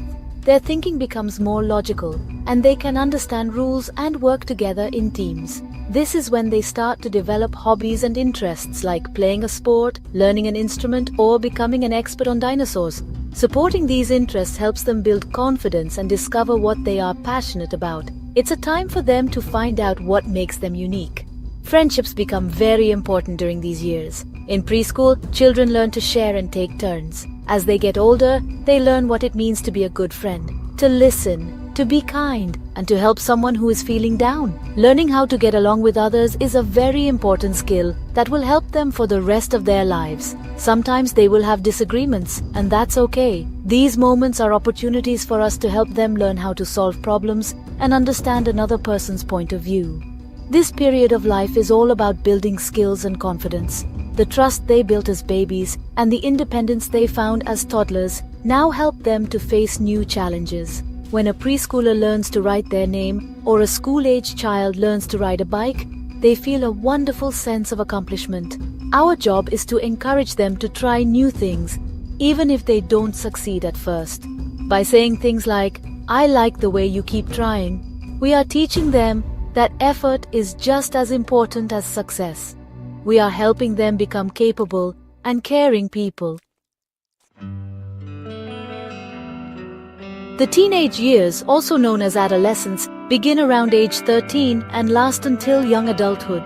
This is a time of very big changes, both on the outside and on the inside. A teenager's body grows and changes a lot, and so do their feelings and thoughts.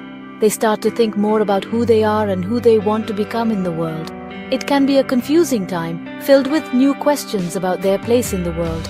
They are no longer children, but they are not yet grown-ups. It is a time of being in between. During this stage, friends often become the center of a teenager's world. They want to fit in and be accepted by their peers.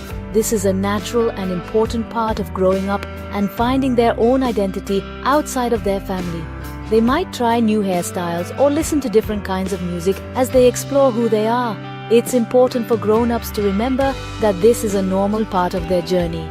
Giving them the space to be themselves while also setting clear and loving boundaries helps them feel respected and safe. Teenagers are also capable of thinking in more abstract ways. They can think about complex ideas like justice, fairness, and their own future. They might start to dream about what they want to do when they grow up, or think about how they can make the world a better place. This is a wonderful time to have conversations with them about their hopes and dreams. Listening to their ideas without judgment shows them that what they think and feel is important. It helps them build the confidence to make good choices for themselves as they move toward adulthood. Supporting a teenager means being a steady, loving presence in their life. It means understanding that they need both independence and guidance. The foundation of love and trust that was built in their early years is more important than ever now. They need to know that even when they make mistakes, there are adults who care about them and will be there to help. This final stage of childhood is all about preparing them to take flight on their own. By offering our love, our patience, and our support, we help them grow into thoughtful, responsible, and caring adults who are ready for the wonderful journey ahead. All right, picture this. Half the world's population full of dreams, talent, and ambition. Women and girls everywhere, from bustling cities to quiet villages, each with their own unique story and potential. Imagine the energy, the creativity, and the innovation that could be unleashed if every single one of them had the chance to shine. Now, imagine if every single woman had an equal shot at making those dreams real. No barriers, no glass ceilings, no outdated expectations holding them back. Just pure opportunity, open to all. That's the world I want to live in. A world where hope isn't limited by gender, and where every girl can look to the future with confidence, knowing she'll be supported every step of the way. And today, let's talk about the path ahead for women's empowerment. Because real change starts with clear goals and a shared vision for what's possible. First, let's get one thing straight. Women's empowerment isn't just a buzzword. It's not a trend or a passing movement. It's a fundamental shift in how we see the world and each other. It's about giving every girl and woman the power to shape her own life, to make her own choices, to pursue her passions, and to stand tall in the face of challenges. That means access to education, fair jobs, and the freedom to make choices, without judgment or fear. It means breaking down the walls that keep women from reaching their full potential, whether in the classroom, the workplace, or at home. Right now, millions of girls are still denied a basic education. They're kept from classrooms by poverty, conflict, or outdated beliefs about what girls can or should do. That's not just unfair, it holds all of us back. When girls are left behind, entire communities lose out on their ideas, their leadership, and their potential to create change. Because when women learn, whole communities rise. Education is the key that unlocks doors not just for individuals, but for families and societies as a whole. So goal number 1, make sure every girl gets to go to school and stay there. No more barriers, no more missed opportunities. Every girl deserves the chance to learn, grow, and dream big. No more "that's not for girls." Let's encourage girls to break stereotypes, to play, to lead, and to explore every field that sparks their curiosity. Next up, let's talk work. Because economic empowerment is just as important as education. Women are crushing it in every field, from science to startups, from engineering to the arts. They're inventing, building, and leading with creativity and determination. But there's still a massive gap in pay and leadership. Too many women are paid less for the same work or passed over for promotions and opportunities. It's time for that to end. Equal pay for equal work isn't just fair, it's essential for progress. We need equal pay for equal work, more women in boardrooms, and more women making decisions that shape our world. Leadership should reflect the diversity of our communities and support for women entrepreneurs to launch their big ideas. Let's create networks, mentorships, and funding opportunities so women can build businesses and change industries. But empowerment isn't just about careers. It's about well-being, self-worth, and the freedom to live authentically. It's about safety, respect, and choices in every part of life. Every woman deserves to feel safe in her home, her workplace, and her community. We need to stand up against violence and discrimination, support women's health, and ensure access to resources that help women thrive, physically, mentally, and emotionally, and make sure all voices are heard, at home, work, and in government. Representation matters, and every woman's perspective adds value to the conversation. And for anyone thinking, what can I do? Here's the thing, it starts with each of us. Challenge stereotypes, speak up for fairness, be an ally, and use your voice to lift others up. Support women around you, whether it's sharing a job lead, mentoring a colleague, or just showing respect in everyday interactions. Small actions add up to big change. Empowering women isn't just good for women, it's good for everyone. When women rise, families, communities, and entire nations benefit. When women lead, countries do better, businesses thrive, families are healthier. The future gets brighter for all of us. So let's keep pushing for that world, where every woman and every girl has the power to dream, to lead, and to live life her way. Let's inspire the next generation to aim higher and break new ground. The path ahead isn't easy, but it's worth it. Every step forward is a victory, and every challenge overcome brings us closer to equality. And together we can get there. When we unite, support each other, and refuse to give up, real change happens. If you believe in this mission, share this message, and let's make some change. The future is brighter when we all work for it, so let's get started together. Alright, let's talk about power. When I say power players, who comes to mind first? Politicians, CEOs, maybe celebrities flashing their lives on social media? Sure, they have influence, but honestly, that's just the tip of the iceberg. The real power in society lies in something a bit more complicated: responsibility. And here's the thing. Responsibility isn't just about having a fancy title or a million followers. It's about who actually shapes our daily lives. Let's break it down. Think about teachers. They mold the next generation, shaping how we think, what we value, and even how we see ourselves. That's real influence, often overlooked because it doesn't come with a spotlight. Now, look at parents and caregivers. They set the foundation for society, one lesson and bedtime story at a time. Every value, every bit of empathy, every ounce of resilience, I'd bet most of that came from someone at home, not a president or billionaire. But responsibility stretches further.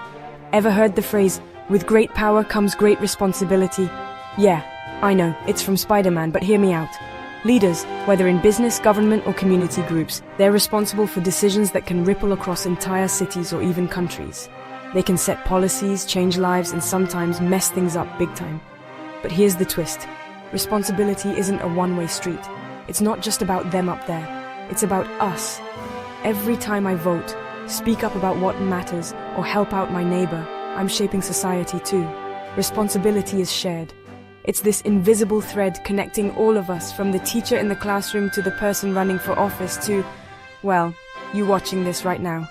So, who holds responsibility in society? Honestly, everyone. And why? Because society isn't a machine run by a select few. It's a living, breathing network of choices, actions, and values, big and small. Next time you wonder who the real power players are, just look around. You'll find them in the most unexpected places, sometimes even in the mirror. Thanks for watching. If you found this eye-opening, hit subscribe and let's keep exploring the world, one big question at a time. Alright, let's get honest for a second. When I imagined marriage, I thought it would be romantic dinners, heartfelt conversations, and a partner who just got me. But reality? Oh, it's more like, did you remember to take out the trash? And endless debates about the right way to load a dishwasher. Now don't get me wrong, I love my husband. But sometimes I feel like we're speaking different languages. I want to feel cherished, heard, and maybe just once, I'd like him to notice my new haircut without me doing a dramatic hair flip in front of the TV. Is that too much to ask? Let's talk about expectations. I expected us to share everything, emotions, dreams, even fears. But he sometimes bottles things up, or worse, gives me the classic "I'm fine." And I'm left decoding what fine actually means. Sometimes I just want a little more effort. Not grand gestures, but the small stuff. Remembering an anniversary, sending a cute message in the middle of the day, or just asking, "How was your day?" And actually listening. And honestly, there are days I feel invisible, like my needs get lost in the daily grind of work, chores, and family drama. I want to feel appreciated, not just as a wife or mom, but as a woman, someone with her own passions and quirks. But here's the thing, marriage isn't a fairy tale. It's messy and hard, and sometimes really freaking funny. Expectations crash into reality, and you're left picking up the pieces, figuring it out together. So to every woman out there wondering if she's asking for too much, you're not. Wanting to be loved, heard, and respected isn't unreasonable. It's what we all deserve. Sometimes the best thing I can do is talk. Open up about what I need, even if it's awkward or uncomfortable. Because my husband isn't a mind reader, no matter how much I wish he was. Marriage is a partnership, and it takes work, on both sides. But it's also laughter, support, and those rare moments where he does notice your new haircut and you remember exactly why you fell in love in the first place. So yeah, expectations might meet reality in the messiest ways. But that's where the real love, the deep, lasting kind, can actually grow.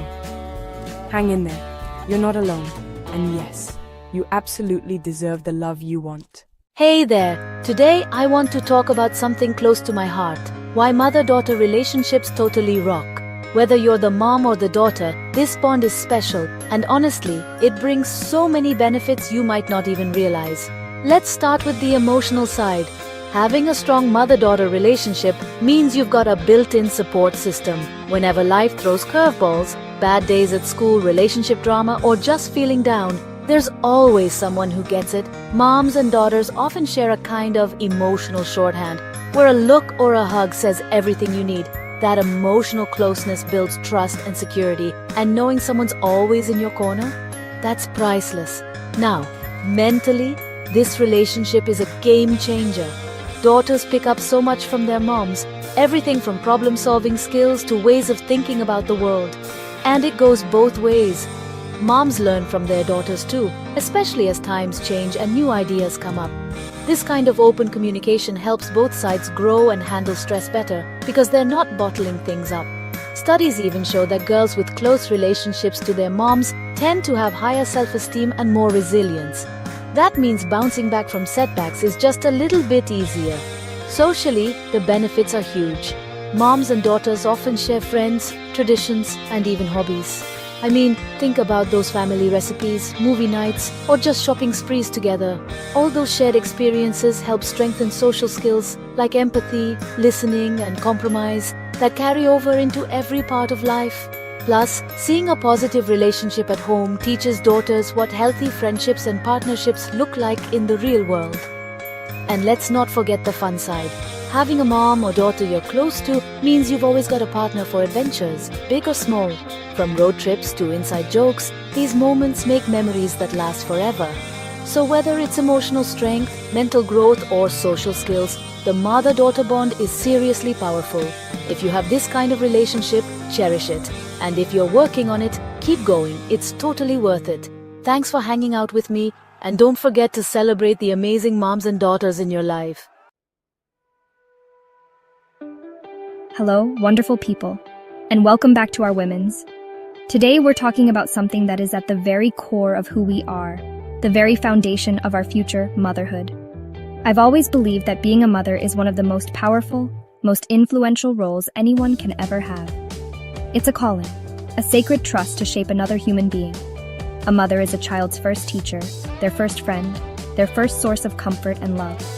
The lessons learned at a mother's knee are the ones that echo through a lifetime, shaping the adults they will one day become.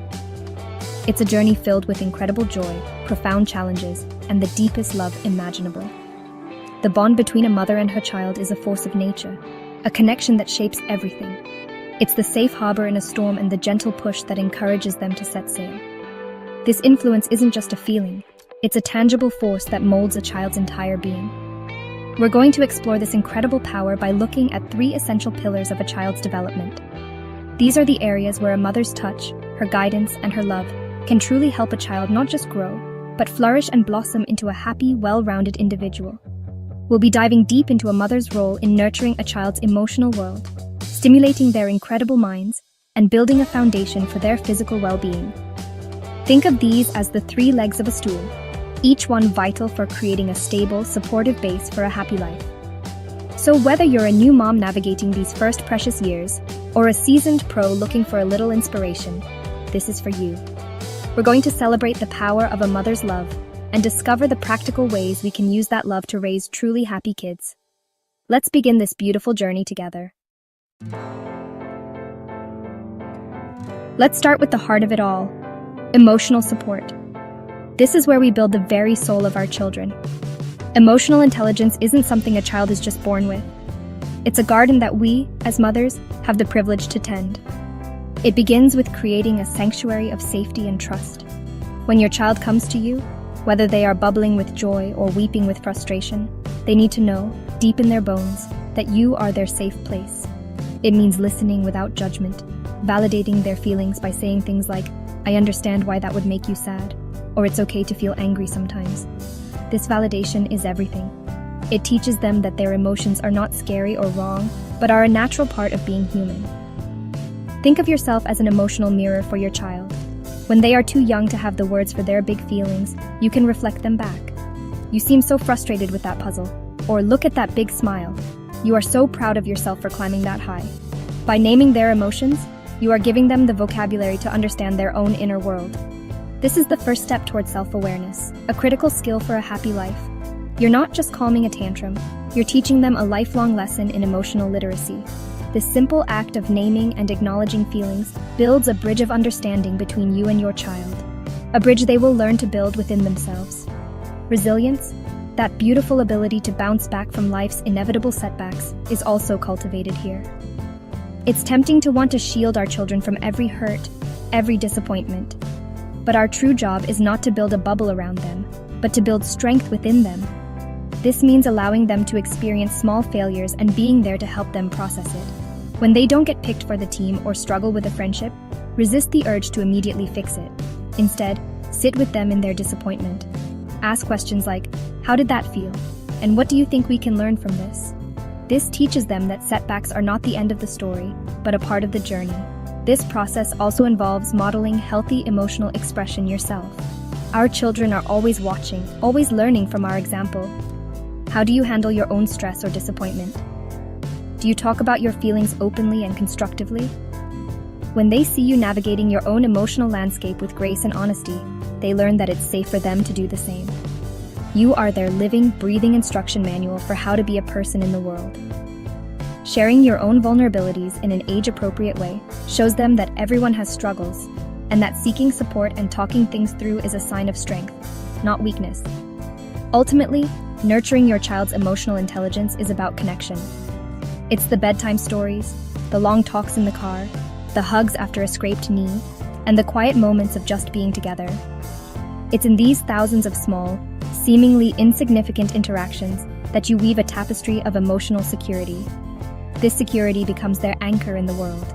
It gives them the confidence to explore, to dare, to try new things, and to build healthy relationships of their own, knowing that they always have a safe harbor to return to. This is the greatest gift you can give their heart.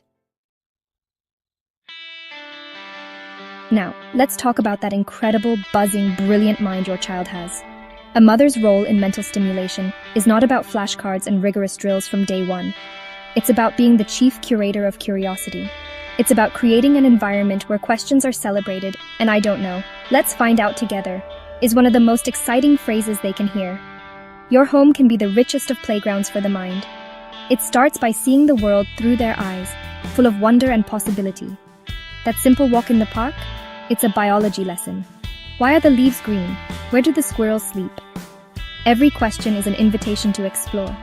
Encouraging a love for learning is about process, not just results. It's praising the effort, not just the A on the report card. When your child is building with blocks, focus on their concentration and creativity rather than just the height of the tower. When they are trying to solve a puzzle, say, I love how you keep trying different pieces. Your brain is working so hard. This fosters what we call a growth mindset, the belief that abilities can be developed through dedication and hard work. This mindset is the key to unlocking their potential, teaching them to embrace challenges rather than fear them. It transforms I can't do it into I can't do it yet. Reading is, without a doubt, one of the most powerful tools in your arsenal. Reading to your child from the earliest age does more than just teach them language. It opens up entire new worlds. It builds empathy as they step into the shoes of different characters. It sparks imagination and expands their understanding of the world far beyond their own backyard. Make reading a cherished ritual, a cozy time of connection.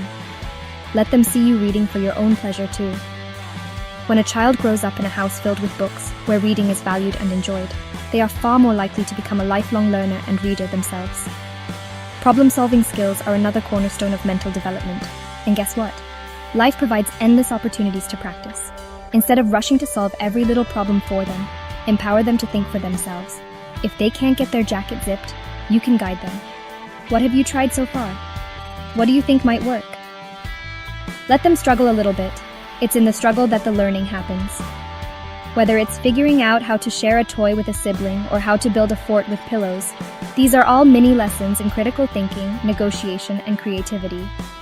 You are their coach, offering support from the sidelines, not playing the game for them. Finally, embrace the power of play. Play is the work of childhood. It is how children process information, test theories, and make sense of their world.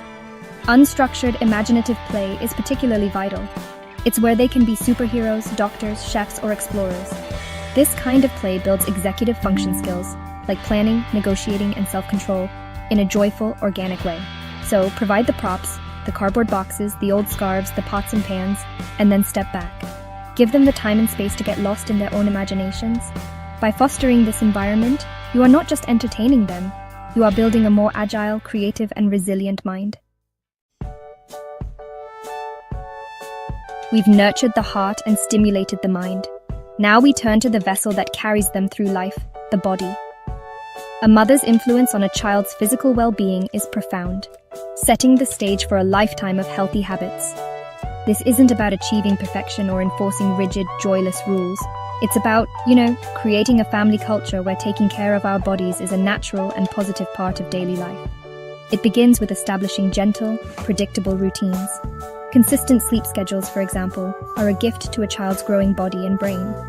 A calm, loving bedtime routine, a bath, a story, a cuddle, signals to their body that it's time to rest and recharge, which is crucial for growth, mood, and learning. Nutrition is, of course, a huge piece of this puzzle. The conversation around food in our homes has a lasting impact.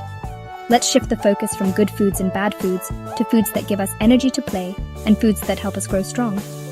Involve your children in the process. Let them help you wash vegetables, stir the pot, or choose a healthy snack at the grocery store. When they have a hand in preparing the food, they are more likely to eat it. You are their primary role model here. When they see you enjoying a variety of nutritious foods and having a healthy relationship with your own body, they absorb that lesson more deeply than any lecture you could ever give. Physical activity should be about joy and movement, not a chore. Find what your child loves to do. Is it dancing to music in the living room? Kicking a soccer ball in the backyard? Going for family bike rides or exploring a hiking trail? The goal is to associate movement with fun and connection. Make it a part of your family's identity. Instead of defaulting to screen time, suggest a family walk after dinner. Celebrate what their bodies can do, how fast they can run, how high they can jump, how they can learn to swim or ride a bike. This builds physical confidence and a positive body image. Let's also talk about the importance of rest and downtime. In our fast-paced world, it's easy to overschedule our children. But just as their bodies need activity, they also need time for stillness. Unstructured time allows their nervous systems to settle and their bodies to recover. It's okay, and in fact necessary, for them to be bored sometimes.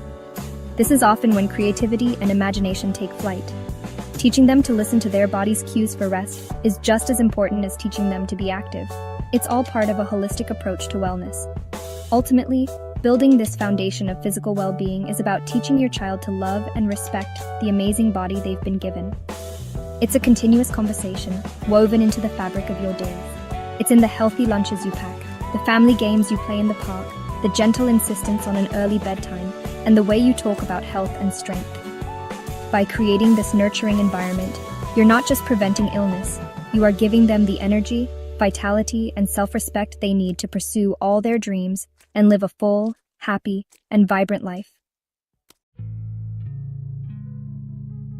So, as we've seen, a mother's touch is truly the guiding hand that shapes a life. From the moment we first hold our children, we begin the sacred work of nurturing their emotional core, teaching them to navigate their feelings with courage and grace. We become the chief spark for their curious minds, opening up a world of wonder and fostering a love for learning that will fuel them forever.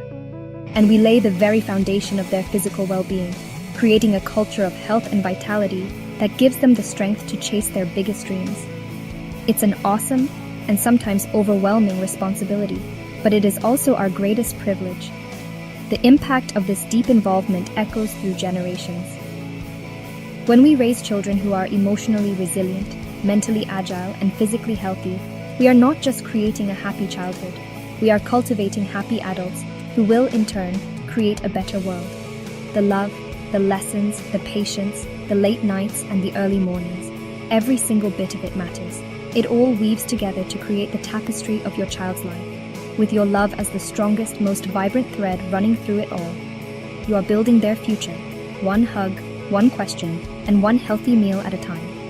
I want to encourage every mother watching this to fully embrace the power of your role. Know that you are enough. Know that your love is the most potent force for good in your child's life. Trust your intuition. Celebrate the small victories. Forgive yourself on the hard days. You are the heartbeat of your home, the anchor of your family, the first and most important teacher. Step into that truth with confidence and joy, because the work you are doing is the most important work in the world. Thank you for joining us today on our Women's. Live your best life and keep shining your light. Hello, beautiful people, and welcome. Today, I want to talk about something that touches the very core of who we are as women.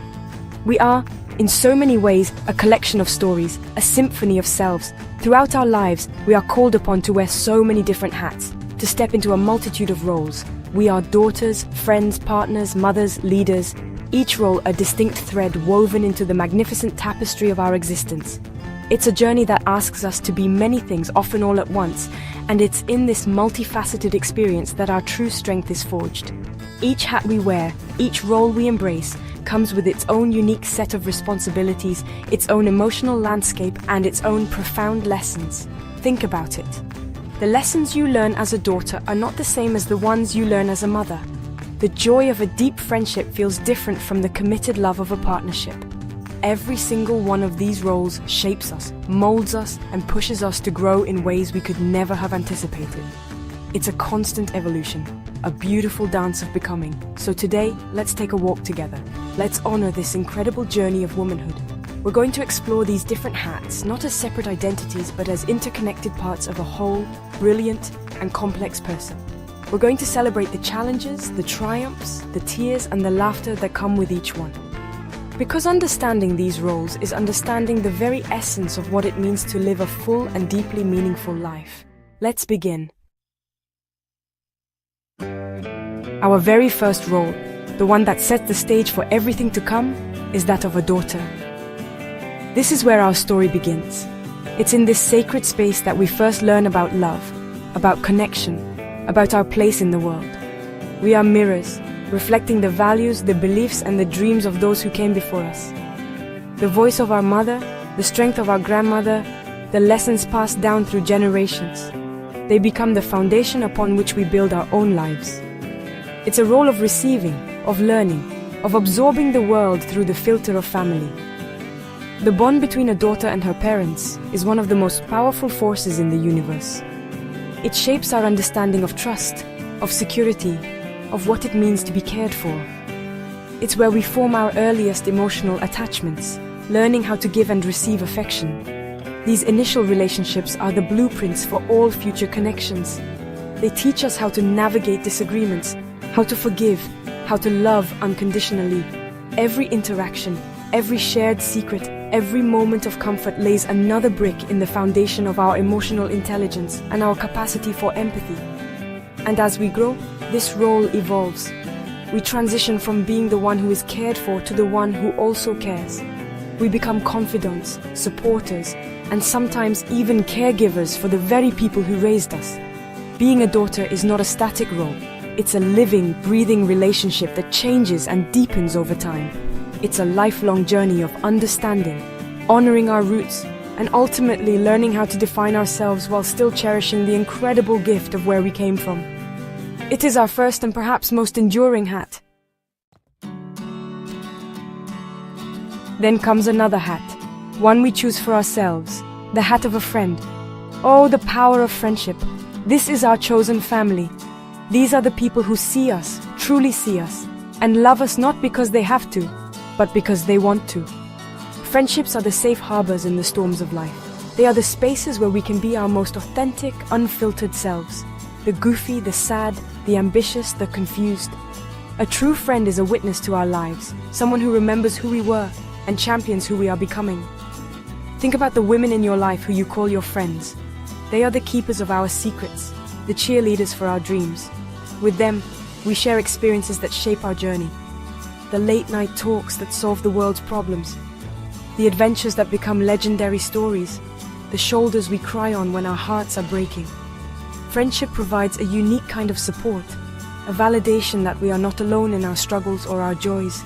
It's a bond built on shared laughter, mutual respect, and the simple comfort of knowing someone has your back, no matter what. And this role, like all the others, grows with us.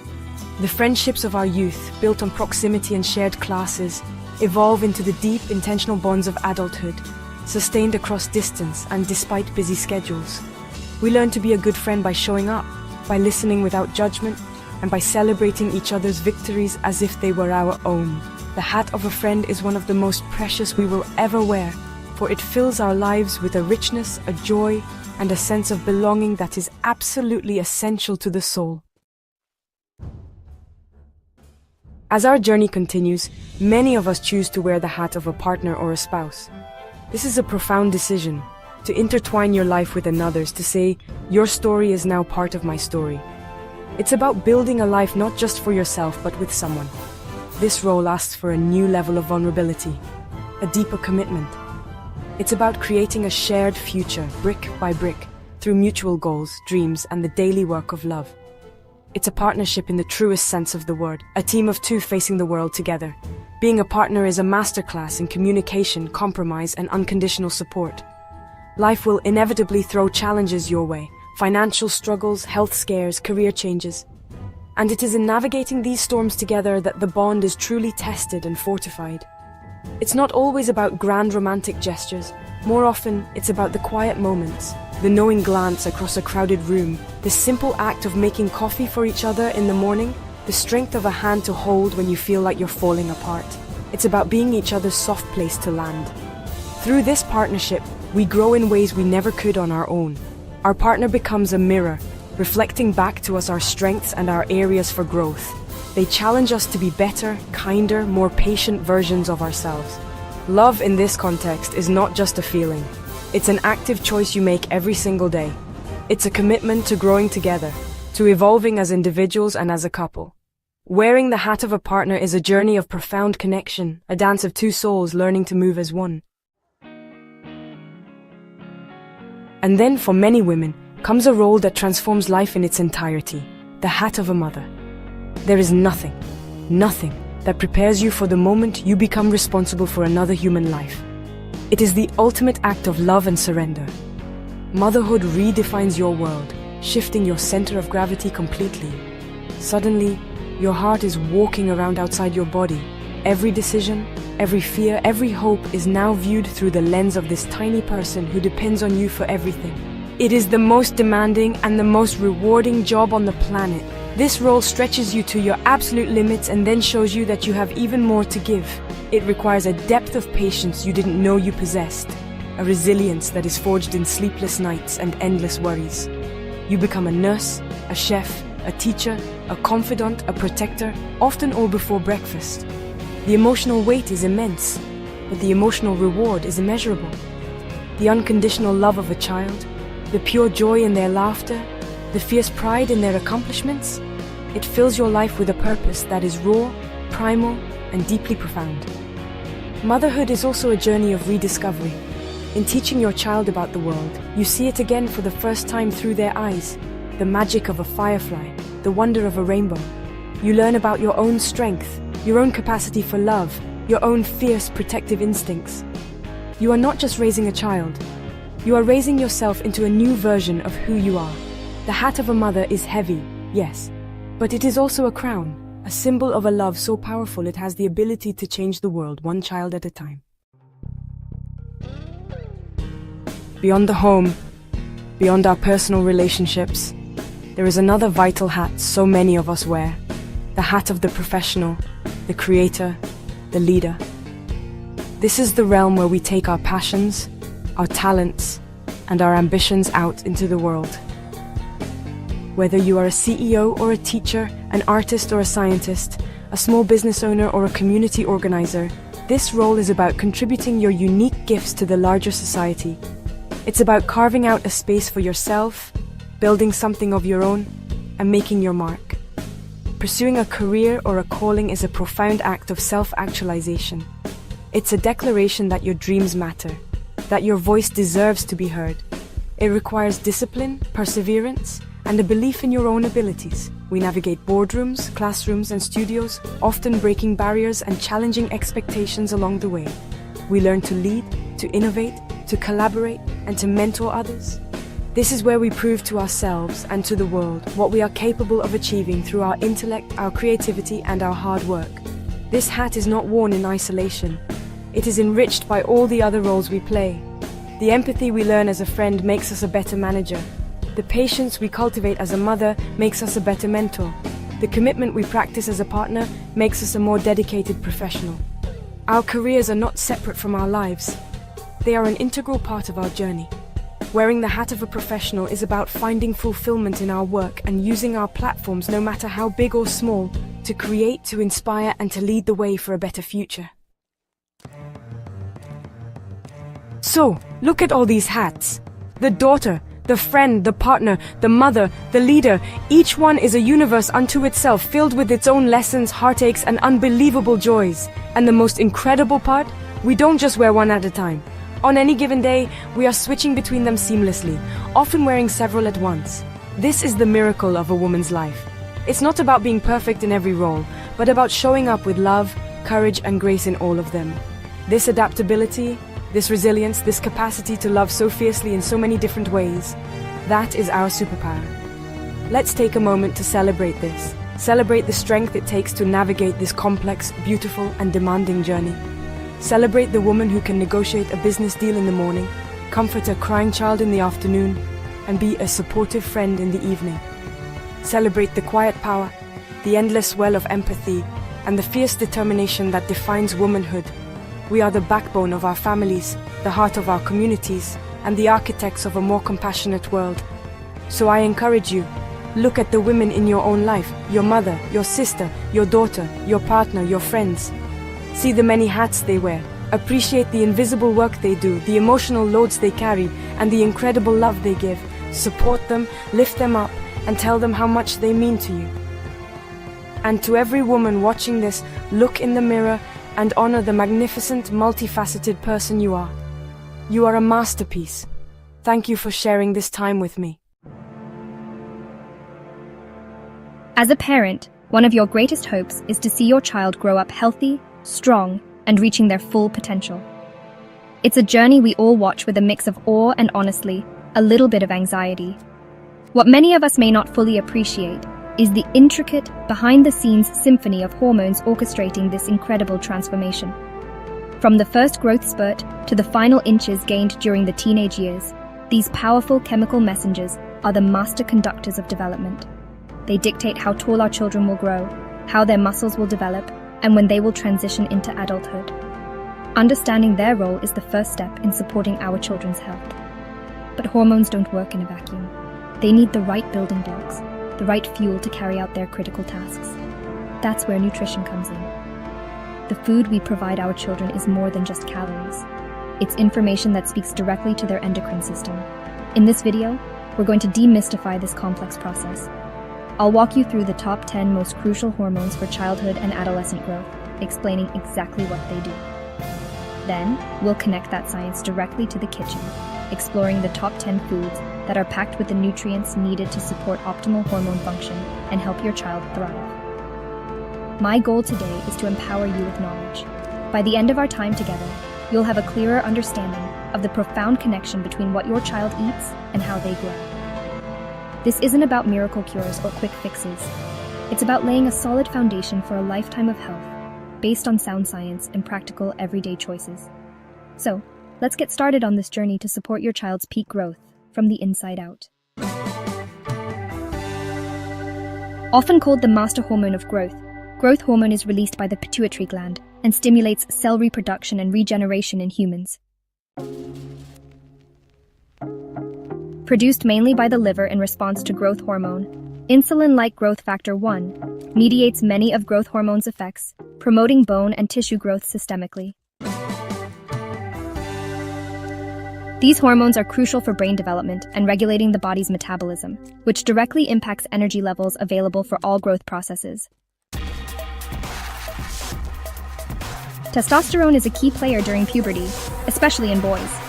It significantly boosts muscle mass, bone density, and the development of secondary sexual characteristics. Primarily in girls, estrogen is vital for bone maturation. Eventually, it signals the growth plates in bones to fuse, which brings vertical growth to a close.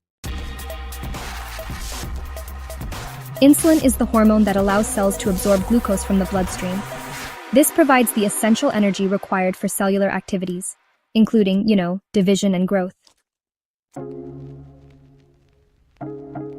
Parathyroid hormone, or PTH, maintains the delicate balance of calcium in the blood and bones, which is absolutely critical for building a strong, healthy skeletal structure.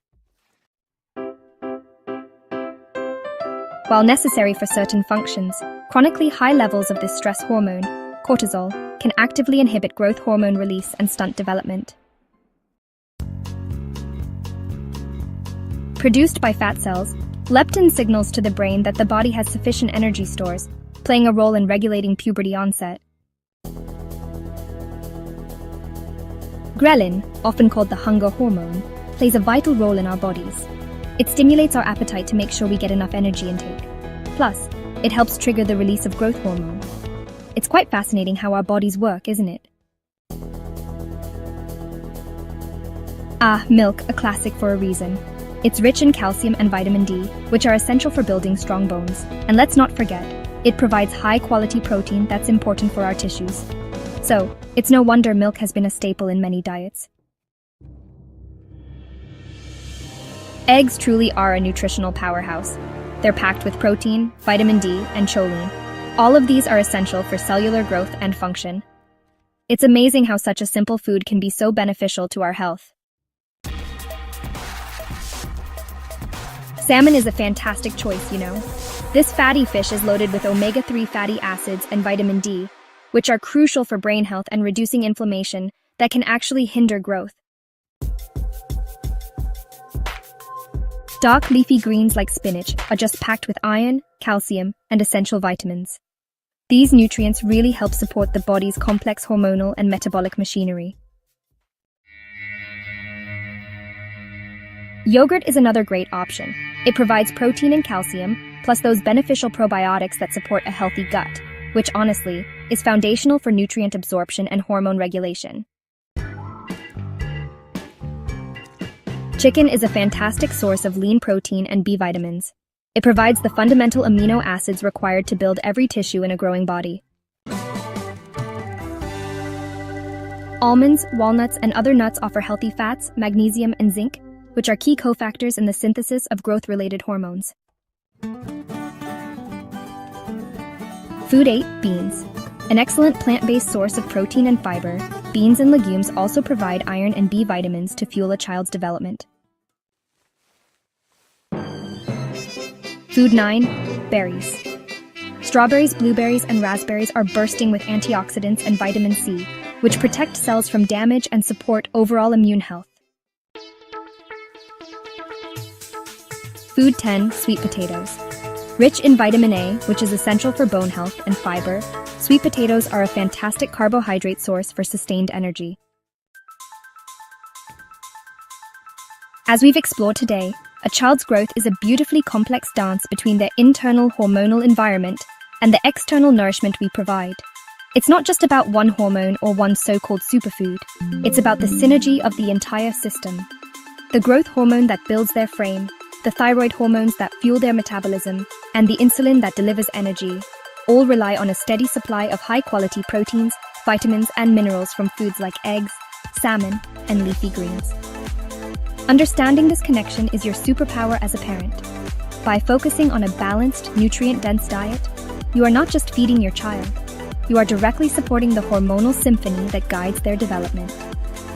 You are providing the building blocks for strong bones, healthy muscles, and a thriving body. This knowledge allows you to make conscious, informed choices at the grocery store and in the kitchen. Choices that lay the groundwork for your child to reach their full inherent growth potential. Remember that consistency, not perfection, is the key to building these healthy foundations. However, every child is unique, with their own individual growth curve and nutritional needs. While this video provides a solid science-based guide, it is not a substitute for professional medical advice. If you have any concerns about your child's growth, development, or dietary habits, I strongly encourage you to speak with your pediatrician or a registered dietitian. They can provide personalized guidance and ensure your child is on the right track for a healthy, vibrant future. Thank you for joining me today. All right, ladies, let's talk about boosting your fertility, starting in the kitchen. If you're dreaming of a baby, what you eat now matters more than you might think. There are some foods you'll want to skip, or at least limit, to give yourself the best shot at a healthy pregnancy. Let's dive into 20 of them. First up, processed meats like bacon, sausage, and deli slices. They're high in nitrates and saturated fats, both linked to lower fertility. Next, cut back on trans fats found in some margarines and packaged snacks. These can mess with ovulation. Limit your caffeine. Think coffee, energy drinks, and sodas. Too much can make it harder to conceive. And ditch those sugary drinks. They can spike your blood sugar and hormones, not ideal for fertility. Watch out for unpasteurized cheeses and dairy, which can carry harmful bacteria. Same goes for raw or undercooked seafood and eggs. High mercury fish like swordfish and king mackerel? Off the menu, they can harm your baby's development.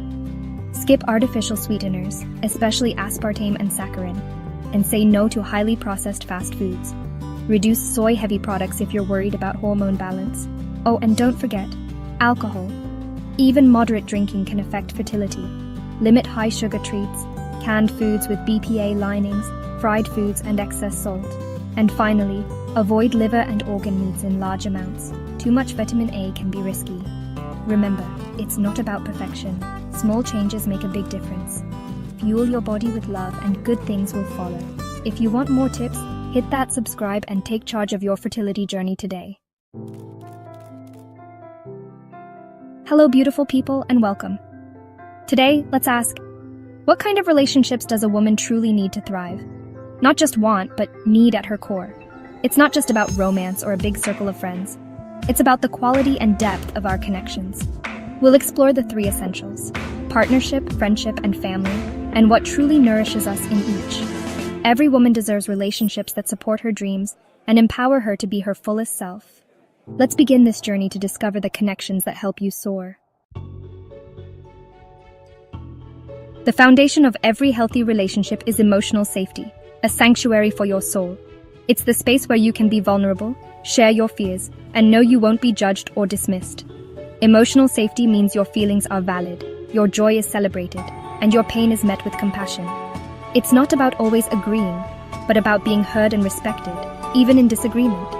In safe relationships, there's no manipulation, no mind games, no walking on eggshells. You don't have to manage someone else's reactions or hide your true self. Emotional neglect, being met with indifference or silence, can be as damaging as outright harm. A woman needs to know her emotional well-being matters, that she's seen and valued. This safety is the ground where you can grow, make mistakes, and evolve without fear of abandonment. Ask yourself, where do you feel this sanctuary? Who provides it for you? And do you offer it to yourself? Emotional safety isn't a luxury. It's a necessity for any nourishing connection. Without it, relationships become places of anxiety and hiding. Every woman deserves people who say, "You are safe with me. Your heart is safe here." When you feel safe, you're free to be your truest self. That's the kind of connection that lets you thrive. Start by honoring your own feelings. Create that safety within and demand it from others. Emotional safety is the air a healthy relationship breathes. Without it, true connection can't survive. Choose relationships that let you exhale and be seen. Let's talk about real support, the kind that lifts you up and stands by you. A supportive partner is your champion, believing in your dreams even when you doubt yourself. They celebrate your ambitions, ask how they can help, and see your success as a shared victory. Support is practical too, sharing the load, stepping in so you can focus on what matters. When life gets tough, a true partner doesn't disappear. They sit with you, remind you of your strength, and help you rise again. This support makes you braver, more willing to take risks, knowing you're not alone. It's not about keeping you small, but helping you grow into your best self. Moral support matters, someone who helps you stay true to your values and reflects your best self back to you. And support must flow both ways.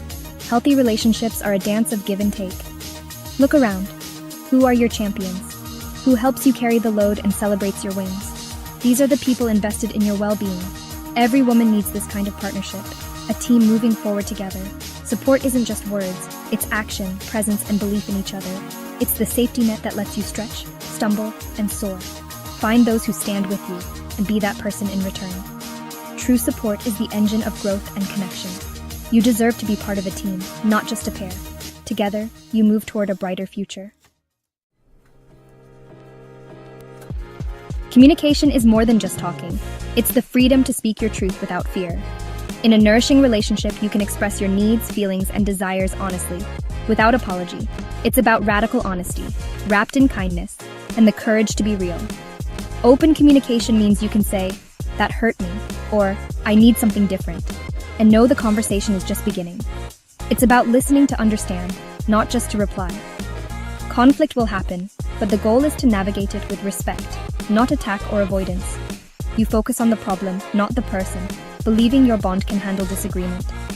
This freedom extends to sharing joy, dreams, and desires, without shame or judgment. A shame-free relationship welcomes all of you, even the messy parts. Open communication is a skill, built over time with practice and compassion. It's the daily work that builds intimacy and trust. When you can speak and be heard, you close the distance between you. Honest conversation is the lifeblood of connection. A woman needs this flow to feel truly seen and secure. It's how you grow together, not apart.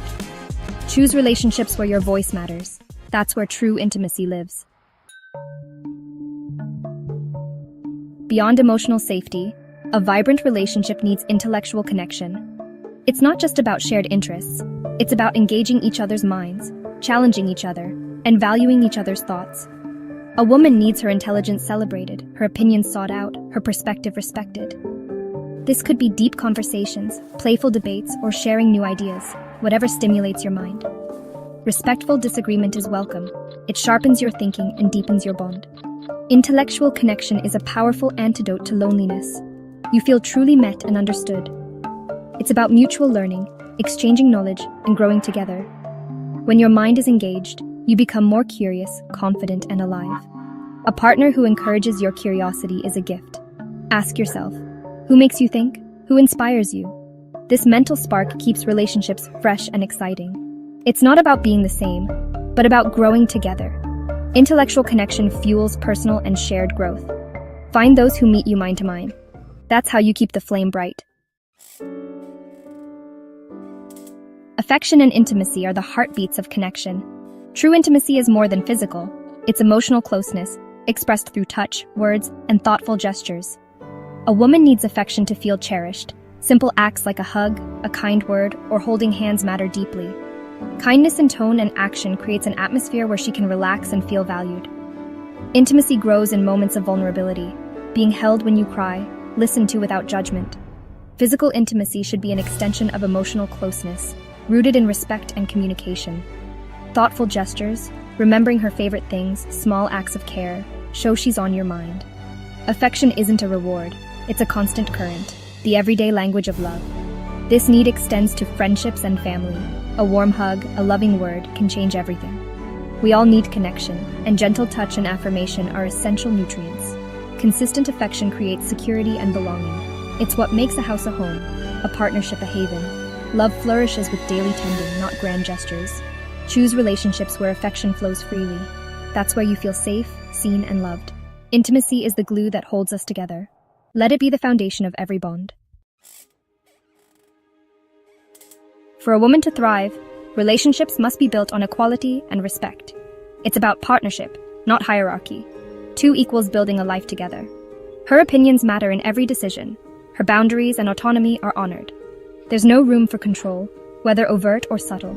Shared responsibilities, mental and physical, are valued and divided fairly. No one's needs or successes are more important than the others. Respect means celebrating each other's strengths and wisdom. This principle applies to friendships and family too. True respect honors your choices and independence. Equality means both people's needs are valid and met. The relationship becomes a space where both can thrive, not just one. When built on respect, a woman can fully be herself, use her voice, and pursue her path. There's no superiority, just mutual admiration and support. Equality and respect create peace, security, and freedom. They are the ultimate expressions of love. Choose relationships where you are seen and honored as an equal. That's the foundation for everything else. For many women, shared values, and sometimes faith, are the deepest bonds of all. Core values shape how you live, love, and define meaning. When you share these with a partner or friend, you build on solid ground. Shared values make life's big and small decisions smoother. You're rowing in the same direction. For some, faith is a source of strength and hope. creating a powerful three-way bond. This shared spiritual or moral compass can guide you through life's storms. The key isn't identical beliefs, but a shared sense of purpose and meaning. Misaligned values create friction. Shared ones create peace. Find those who honor what's sacred to you. That's a connection that nourishes your soul. As we close, remember, every woman deserves relationships that nourish, support, and empower her. This isn't a fairy tale, it's your birthright. Take inventory. Where do you feel nourished and where do you feel depleted? It's not about blame, but clarity. Knowing what you need and believing you're worthy of it. Your well-being matters. Your spirit matters. The most important relationship is the one with yourself. Cultivate safety, support, and respect within. You'll attract relationships that mirror your inner world. Go out and love well. Hey, it's me. And today I want to help you dodge some of the biggest mistakes couples make, especially early on. Let's save you some headaches, some heartache, and maybe even a little embarrassment. All right, let's get straight into it. Here are the first 20 mistakes you really want to avoid as a couple. Number 1, not communicating openly. Seriously, guesswork leads to misfires. Say what you mean and listen up when your partner does too. 2, keeping score. Love isn't a competition.